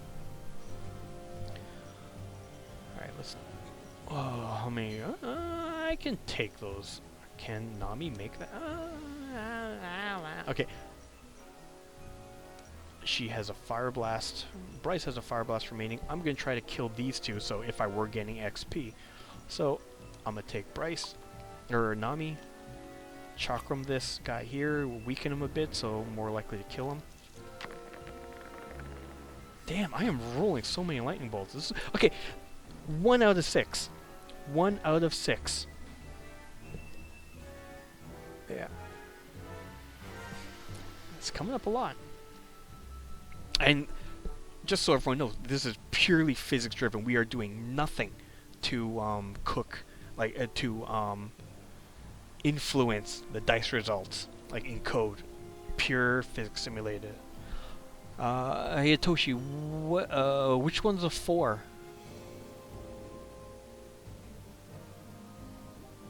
Are you talking Nami, Bryce, Zerkov, and this new person? The stretch goal character? Pudding. Not gonna say. I'm sorry. I'm not gonna say whether it's a celebrity or awesome dude in the video game industry or something, because sorry. Yeah. Ooh, if I can get 1 star, I can root this guy. When I say root, actually, what's on? Yeah.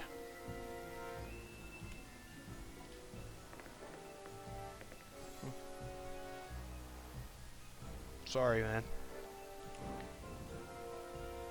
Psh. And no counterattack, because not in front of him. Ooh, chakram. Oh, that's right.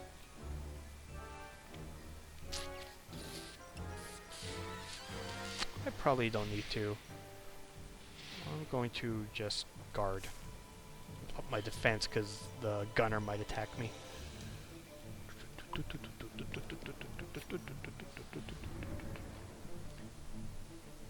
Okay, let's what? And I'm trying to get stars on this. No, that's good. I gotta draw a card. You know what? I could probably go for more draw cards. I will re-roll these two and see what happens.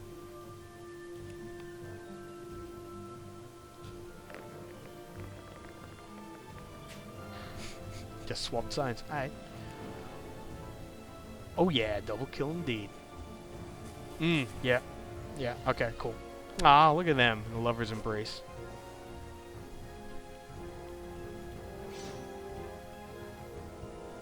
This fool's not gonna be able to do much.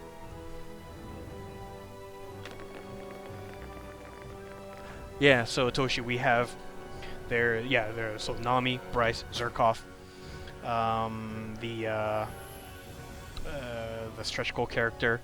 Then there's also the because the reward, the pledge reward of 4 of like design a playable character. There's that one as well. There's another character we haven't revealed, and then another character we haven't revealed. Gotta keep something secret.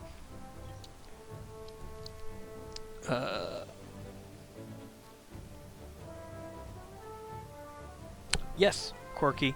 I can draw more. So how many cards do you have? Yeah, okay.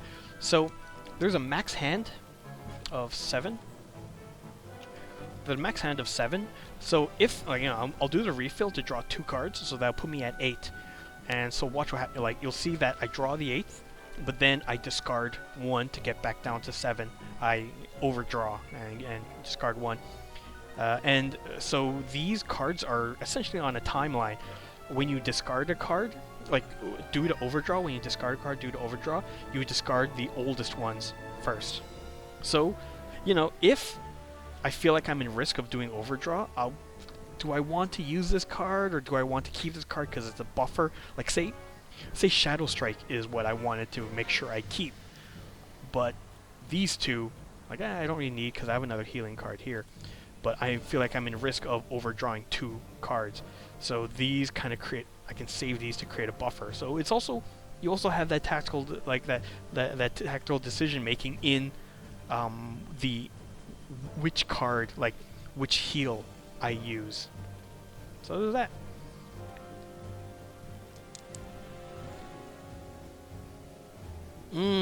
Yeah, Pharaohs. Just a second. If you sign up... Alright, this is the path I suggest you take. Yeah, and we will have a Slacker backer. Pharaohs, I suggest you sign up for the newsletter, because then you'll be notified when the Slacker backer goes live. Also, you will know... but also, Kickstarter backers, when update is posted, they get it sent directly to their email. We're also going to post the big game progress updates on to our newsletter subscribers. So that's with the newsletter. It's a way for non-Kickstarter backers to still follow along, still have updates sent to their email without having to keep visiting the Kickstarter site. But yeah, so that's a great way to follow on. And eventually, not now. I mean, we still have a lot of time left before the game ships. Once the game is done, and we'll still post updates on the Kickstarter site on our Kickstarter campaign. But eventually, we are going to stop posting updates on the Kickstarter just because there's nothing to post anymore. The game is done. We've closed everything off. Everyone's happy.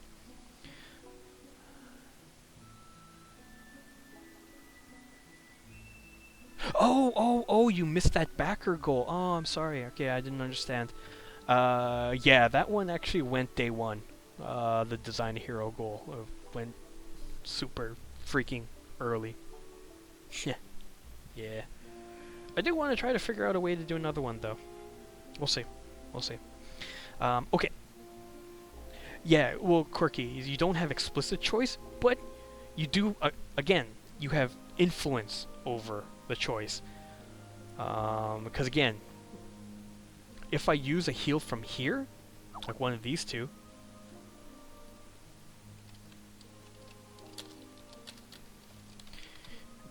if I do it from here, then I'm more likely to discard this one due to overdraw.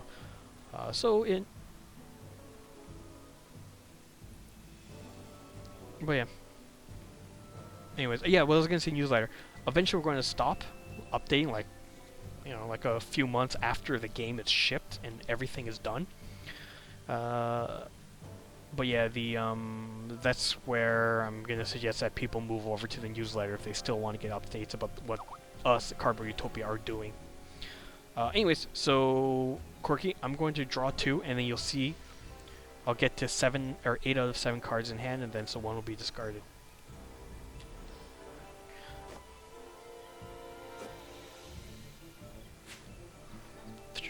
Seven, 8.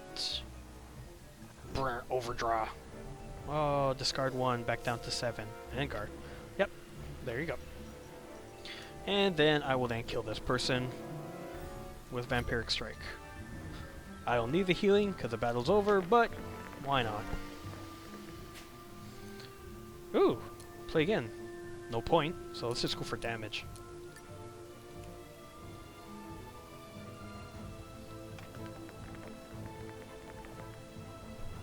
Cool.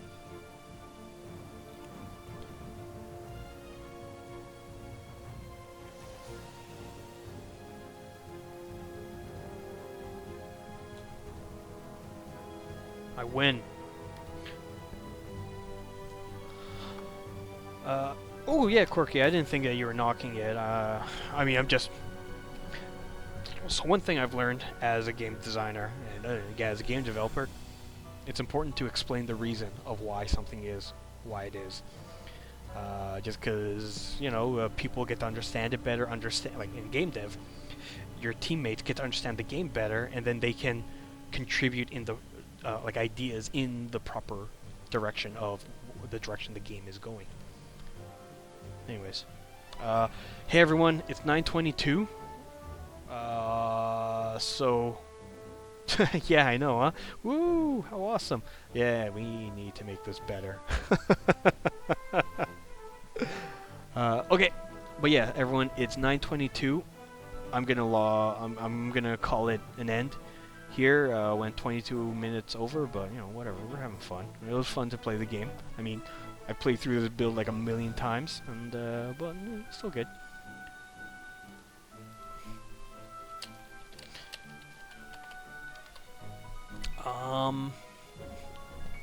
Yeah. Although, you know what? I need to see what the plan is with the girlfriend, if she's going to come to the office to meet me, or if she's going to go straight home. Because if she's going straight home, I'm going straight home. But if not, then I'm going to stick around until she arrives and play Risk of Rain, because I'm, you know, learning that game. And eat my pear!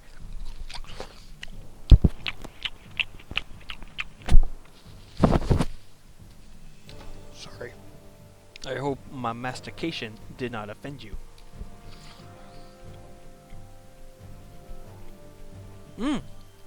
Quirky, no problem whatsoever. I'm glad you showed up. It was great seeing you again. And I'm talking with my mouth full, partially. Kind of rude, but whatever. You're not my dad.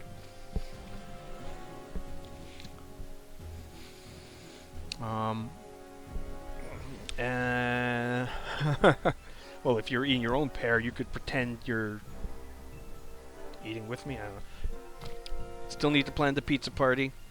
Pizza stream. Oh, Risk of Rain. Yeah. Risk of Rain's fun. I mean, I'm really getting into it.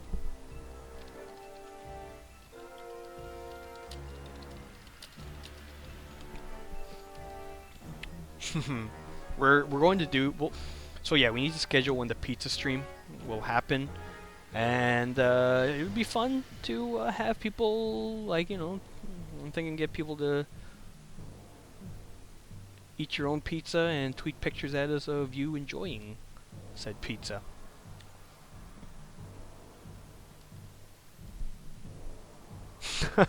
I'm pretty sure you're not my dad, Quirky, because your English is too good.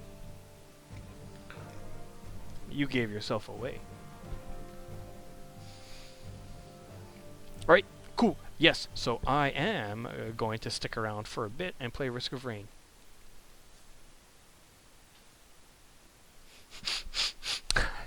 Pudding. I don't know when we're going to do it. Actually, that could be fun. That could be fun, actually, just, because I don't know, I think Erica might be streaming it from home. I do not know. But that's a neat idea. That is a neat idea. Let me think on that. Just in general. Of, invite to Montreal people, eat pizza. Okay, yeah, he's not that bad. At least he knows partial grammar. And, yeah, no, actually, I don't even think he knows how to type with caps. Cool beans. I'm going to play Risk of Rain, Ridge Racer. What in the B? Preparing to launch Risk of Rain. Let's switch to OBS.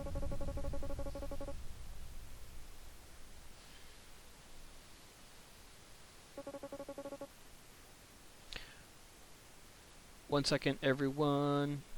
Please don't look at my computer. Just kidding. I kind of don't care if you do. It's all good. Okay.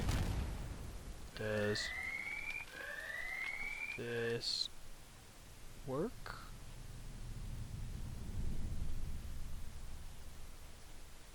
Where the hell is Risk of Rain?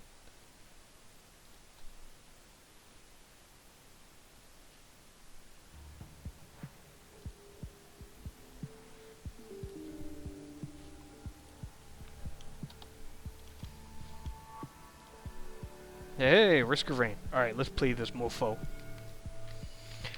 Say what? Oh.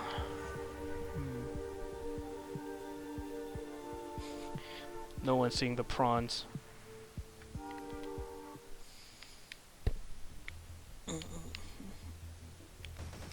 Oops. That was pointless. Nothing here. Whoa.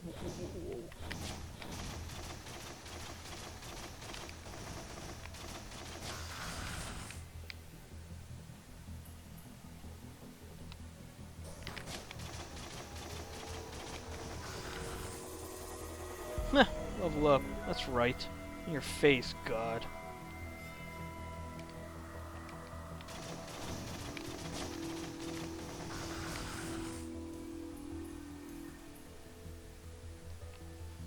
BB, please? What do you mean?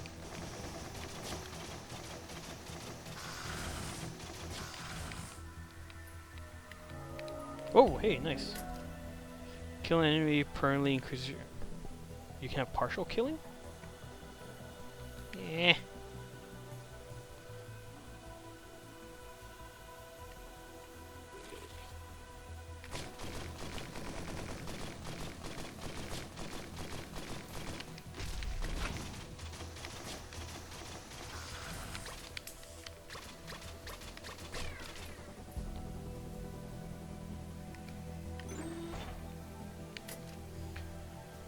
Play some more.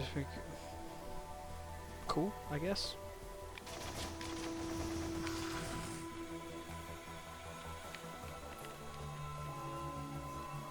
Yay! Quirky, what do you mean BB? Nah. I don't think that was supposed to happen.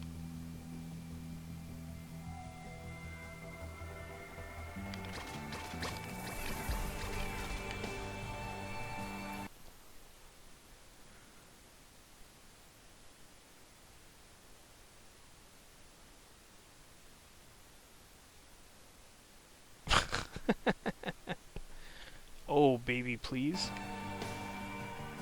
Yeah, how do you, Oh, fuck you, love.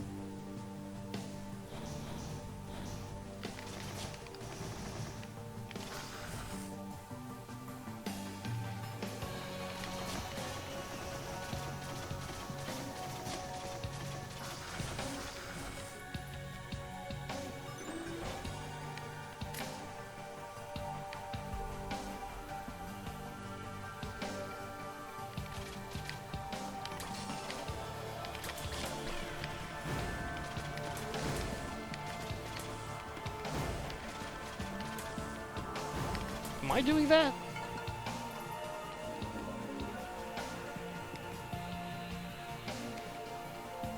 The fuck? Real cool, bro.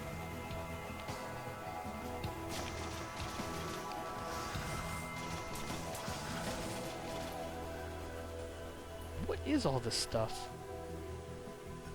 I don't know the game super well. I only started playing it.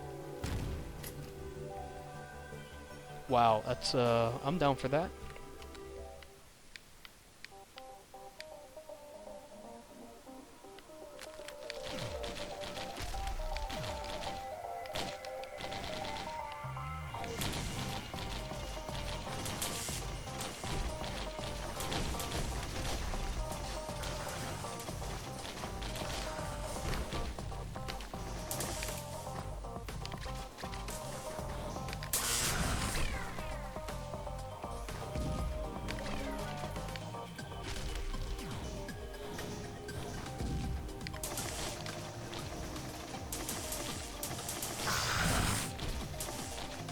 This seems like a boring,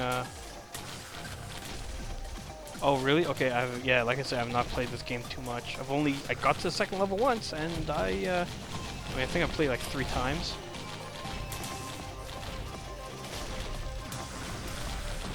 It's not always gonna be this easy, is it? What I do want to pick up is, Devil Dagger.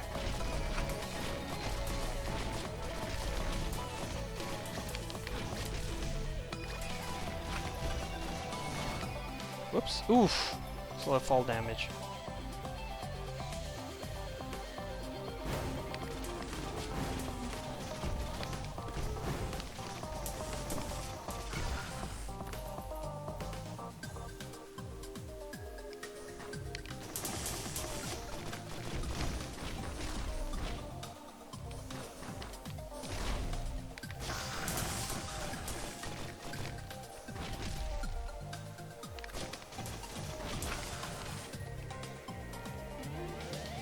Oh shit, it's gone.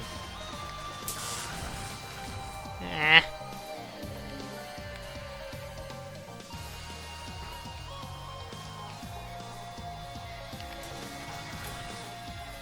Deal bonus damage to healthy monsters. About goddamn time.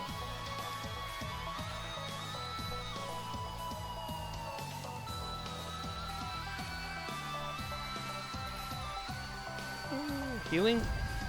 Ooh, no, there's no healing, huh?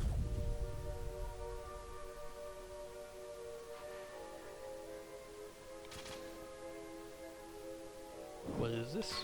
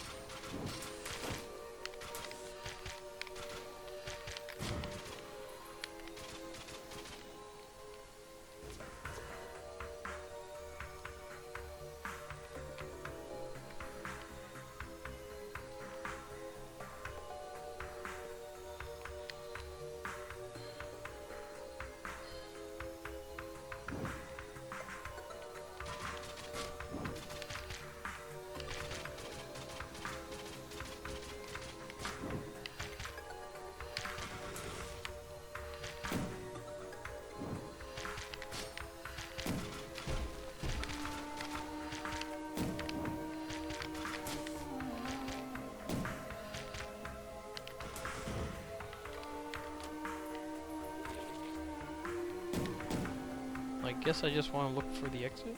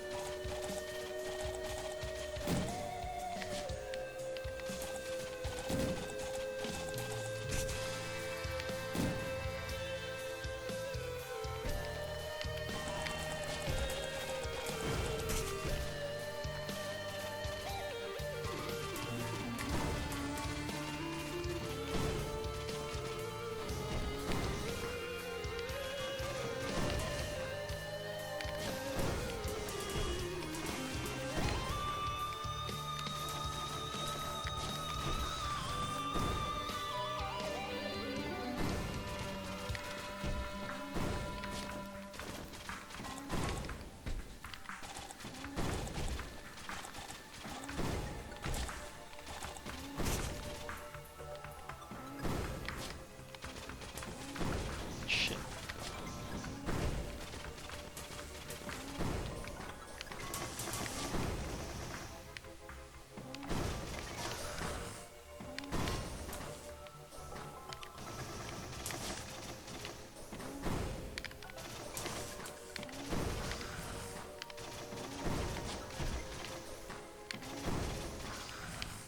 Okay, think I'm,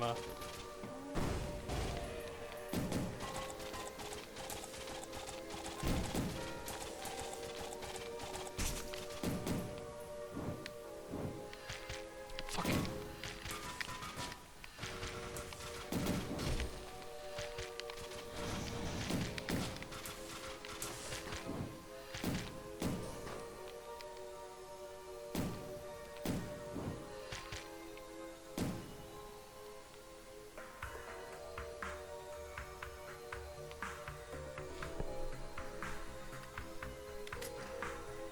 What is that?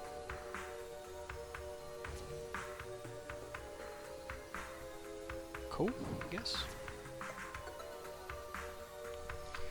Come on, you dick.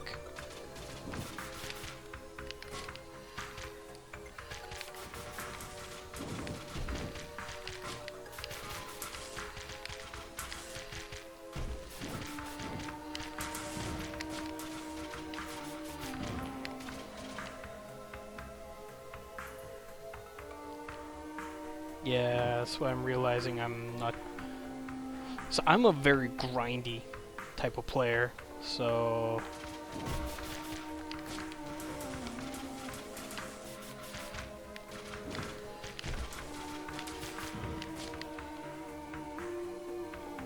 How do I find?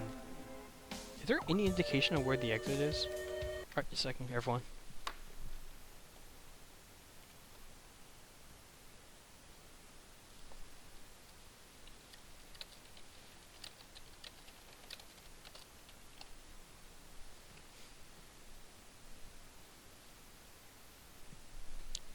Yeah? Okay, alright. Oh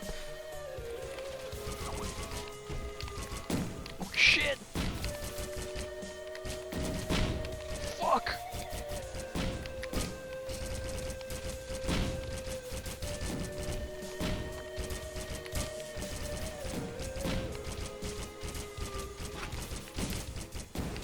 No!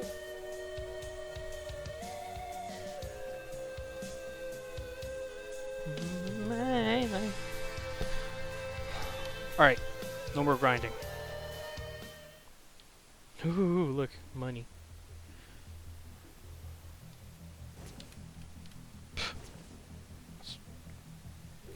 Oh, cool. Ooh, hey, 25 bucks.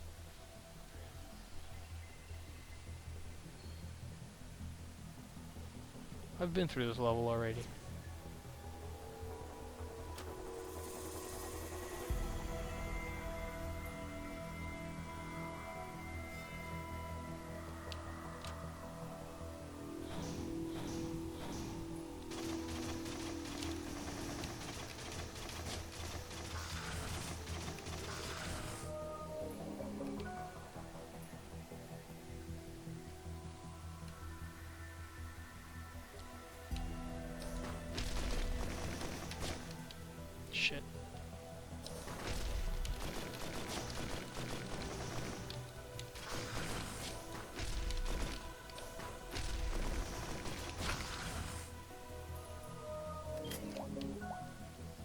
Ah, it's a healing bot.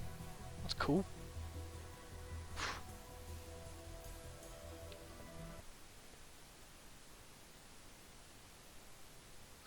Alright, Pudding. Enjoys Xenoblade.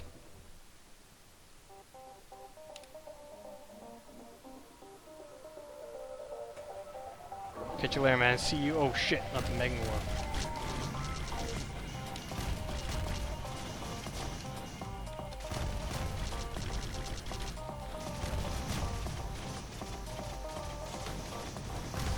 Shit.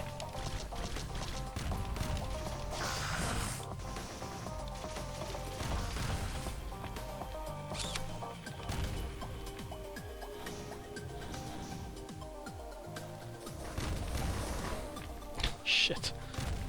Not again. I'm doing bad.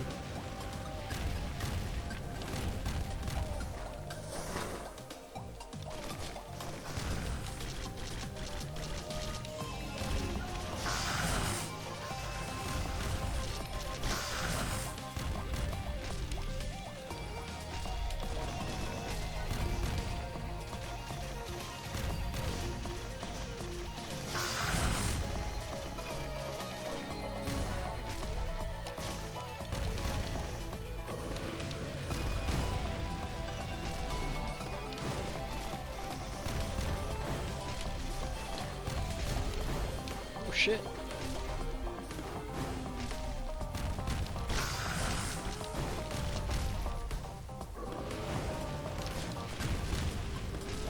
Shit, I'm doing so bad.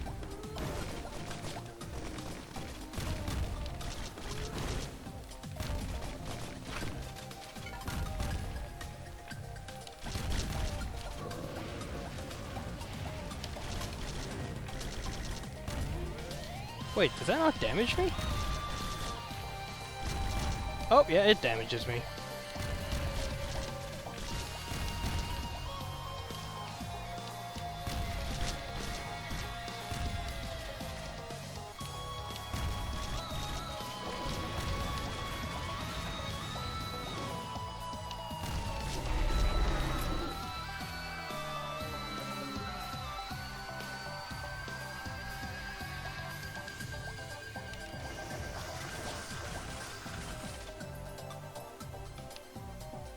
I should try buy something here.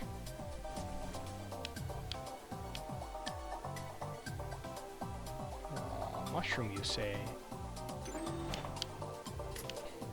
Heal quick while standing so for just a second. Cool. I'm down for this. What's this? Hey, nice. I think I saw this. Oof. I don't like that.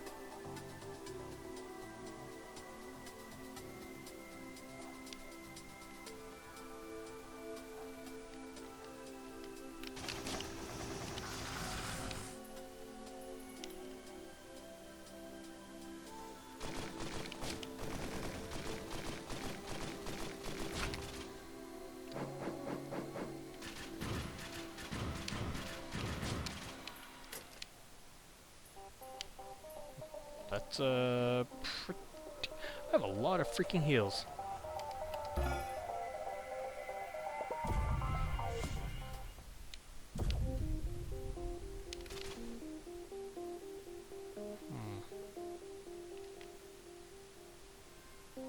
Can I go through this? There's a wall? No. Excuse me. I like this. What? Give me this. Fuck those guys.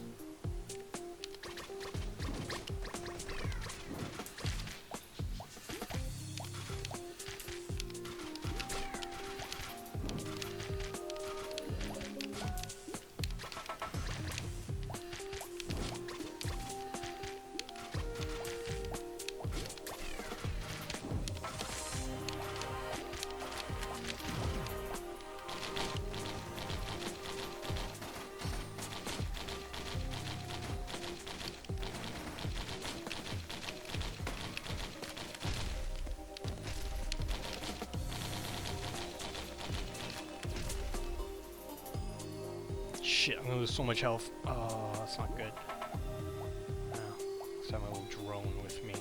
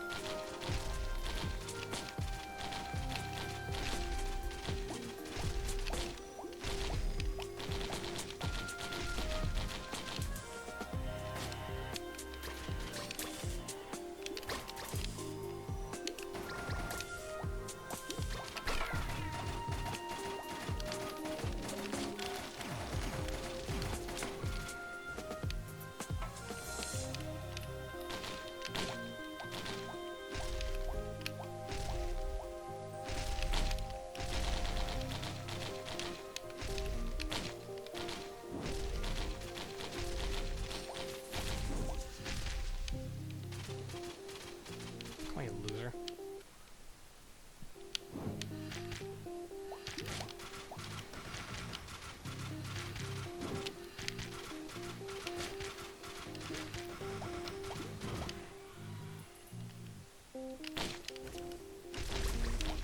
Shit, that was a bad move.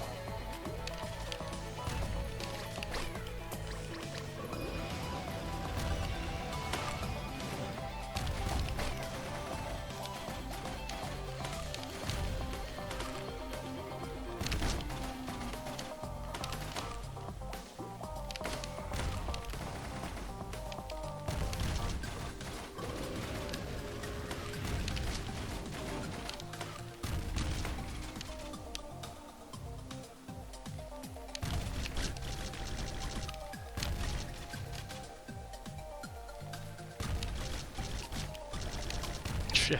Ooh, nice.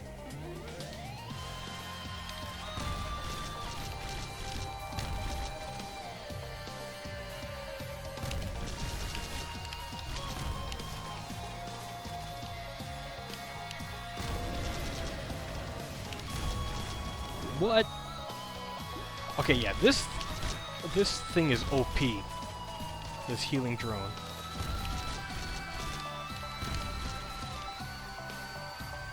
Oh, this boss sucks.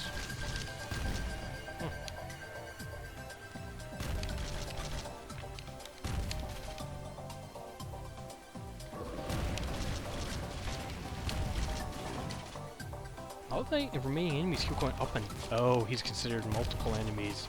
I see.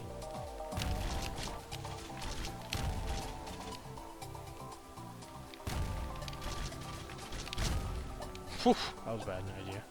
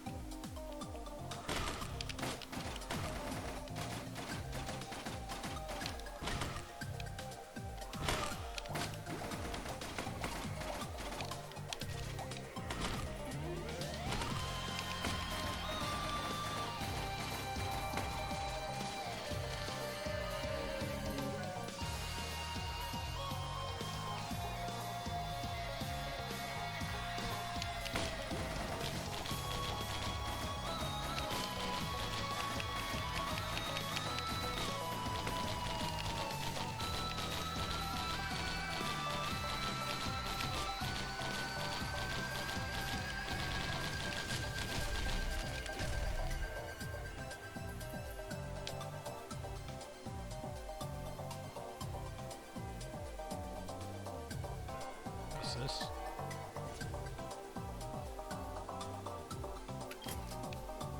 Oh, nice, 2 drones.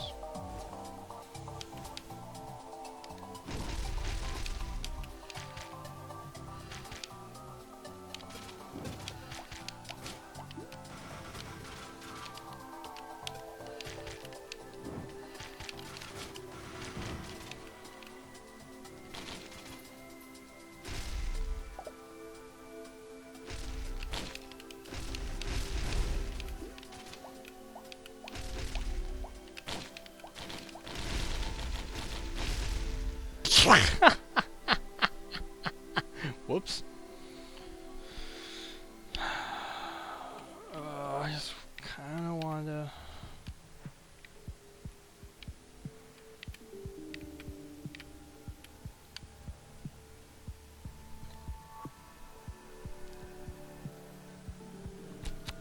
kind of just want to unlock a new character, to be honest with you.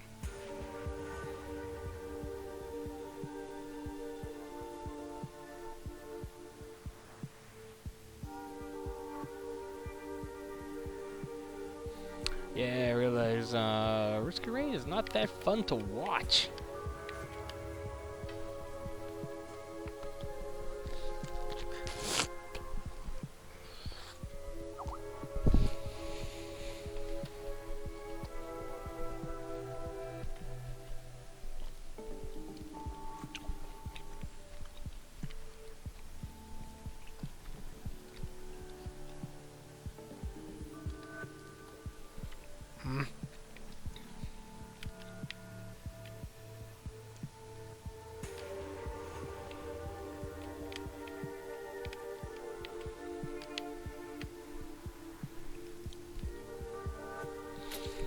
Let me wait till I get through level 2 first. Oh wait, it's not jumping co-op? Ooh, a robot. Ooh, a monkey, I think. Ah, there we go. Out of the way, mouse.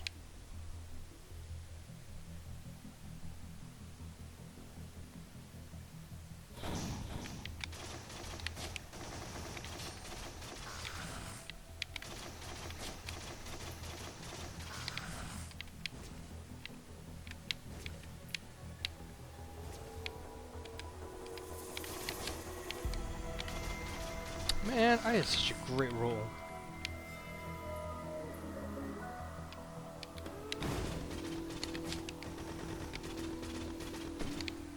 Such a good play session going.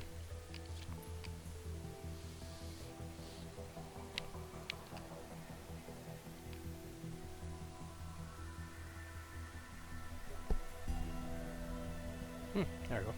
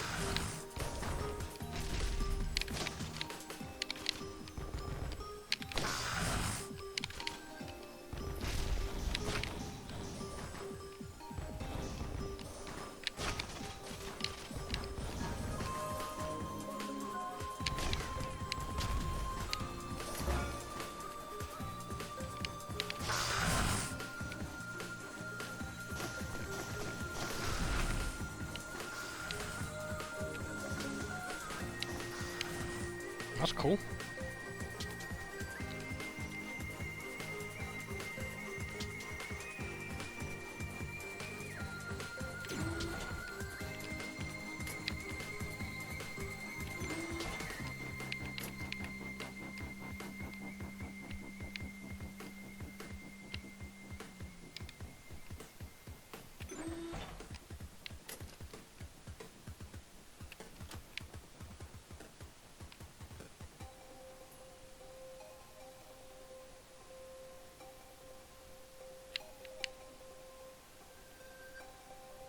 No enemies left? That was oddly boring.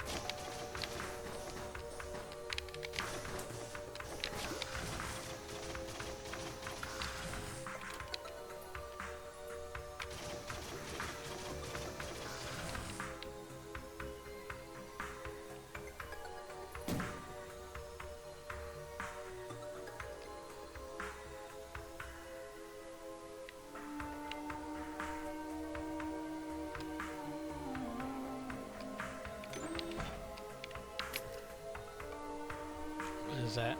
Unlocks all chests and vision?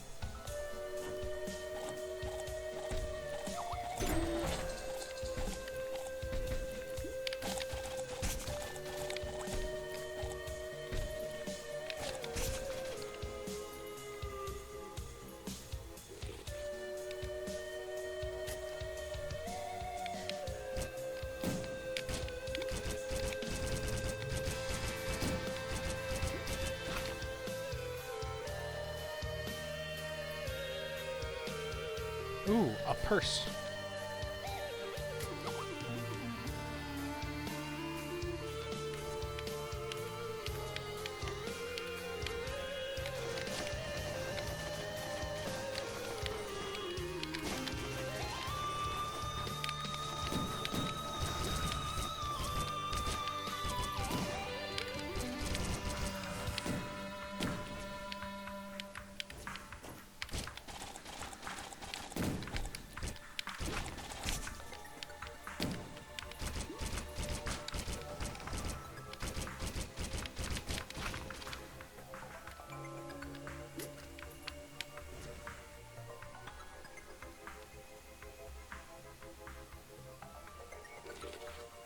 Nah.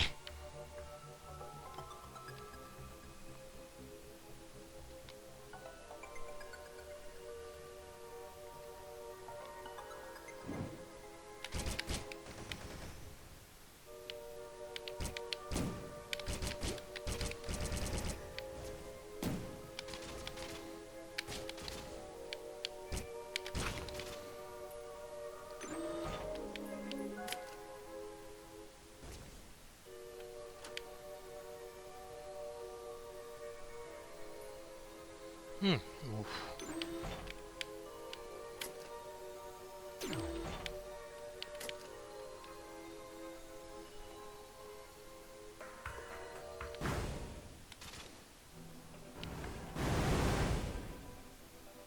Ancient Wisp?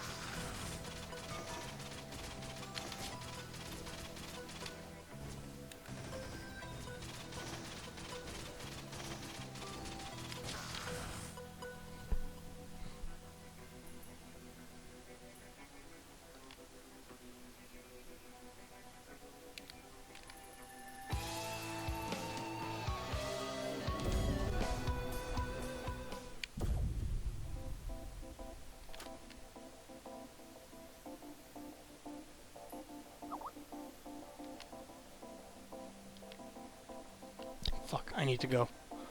Ah, man.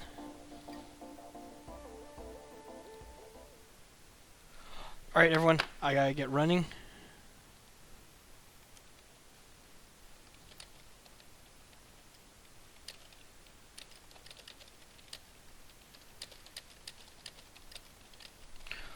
Alright, everyone. Hey, so 9 people here. Cool. Well. Alright, I will see you all next week. Yeah, alright, everyone. Later, Dragon Chef, and anyone else who is in here. No problem, Matoshi. Hope you enjoyed me playing, like, silently playing freaking Risk of Rain. And, yeah, I'll see you all next week. Alright.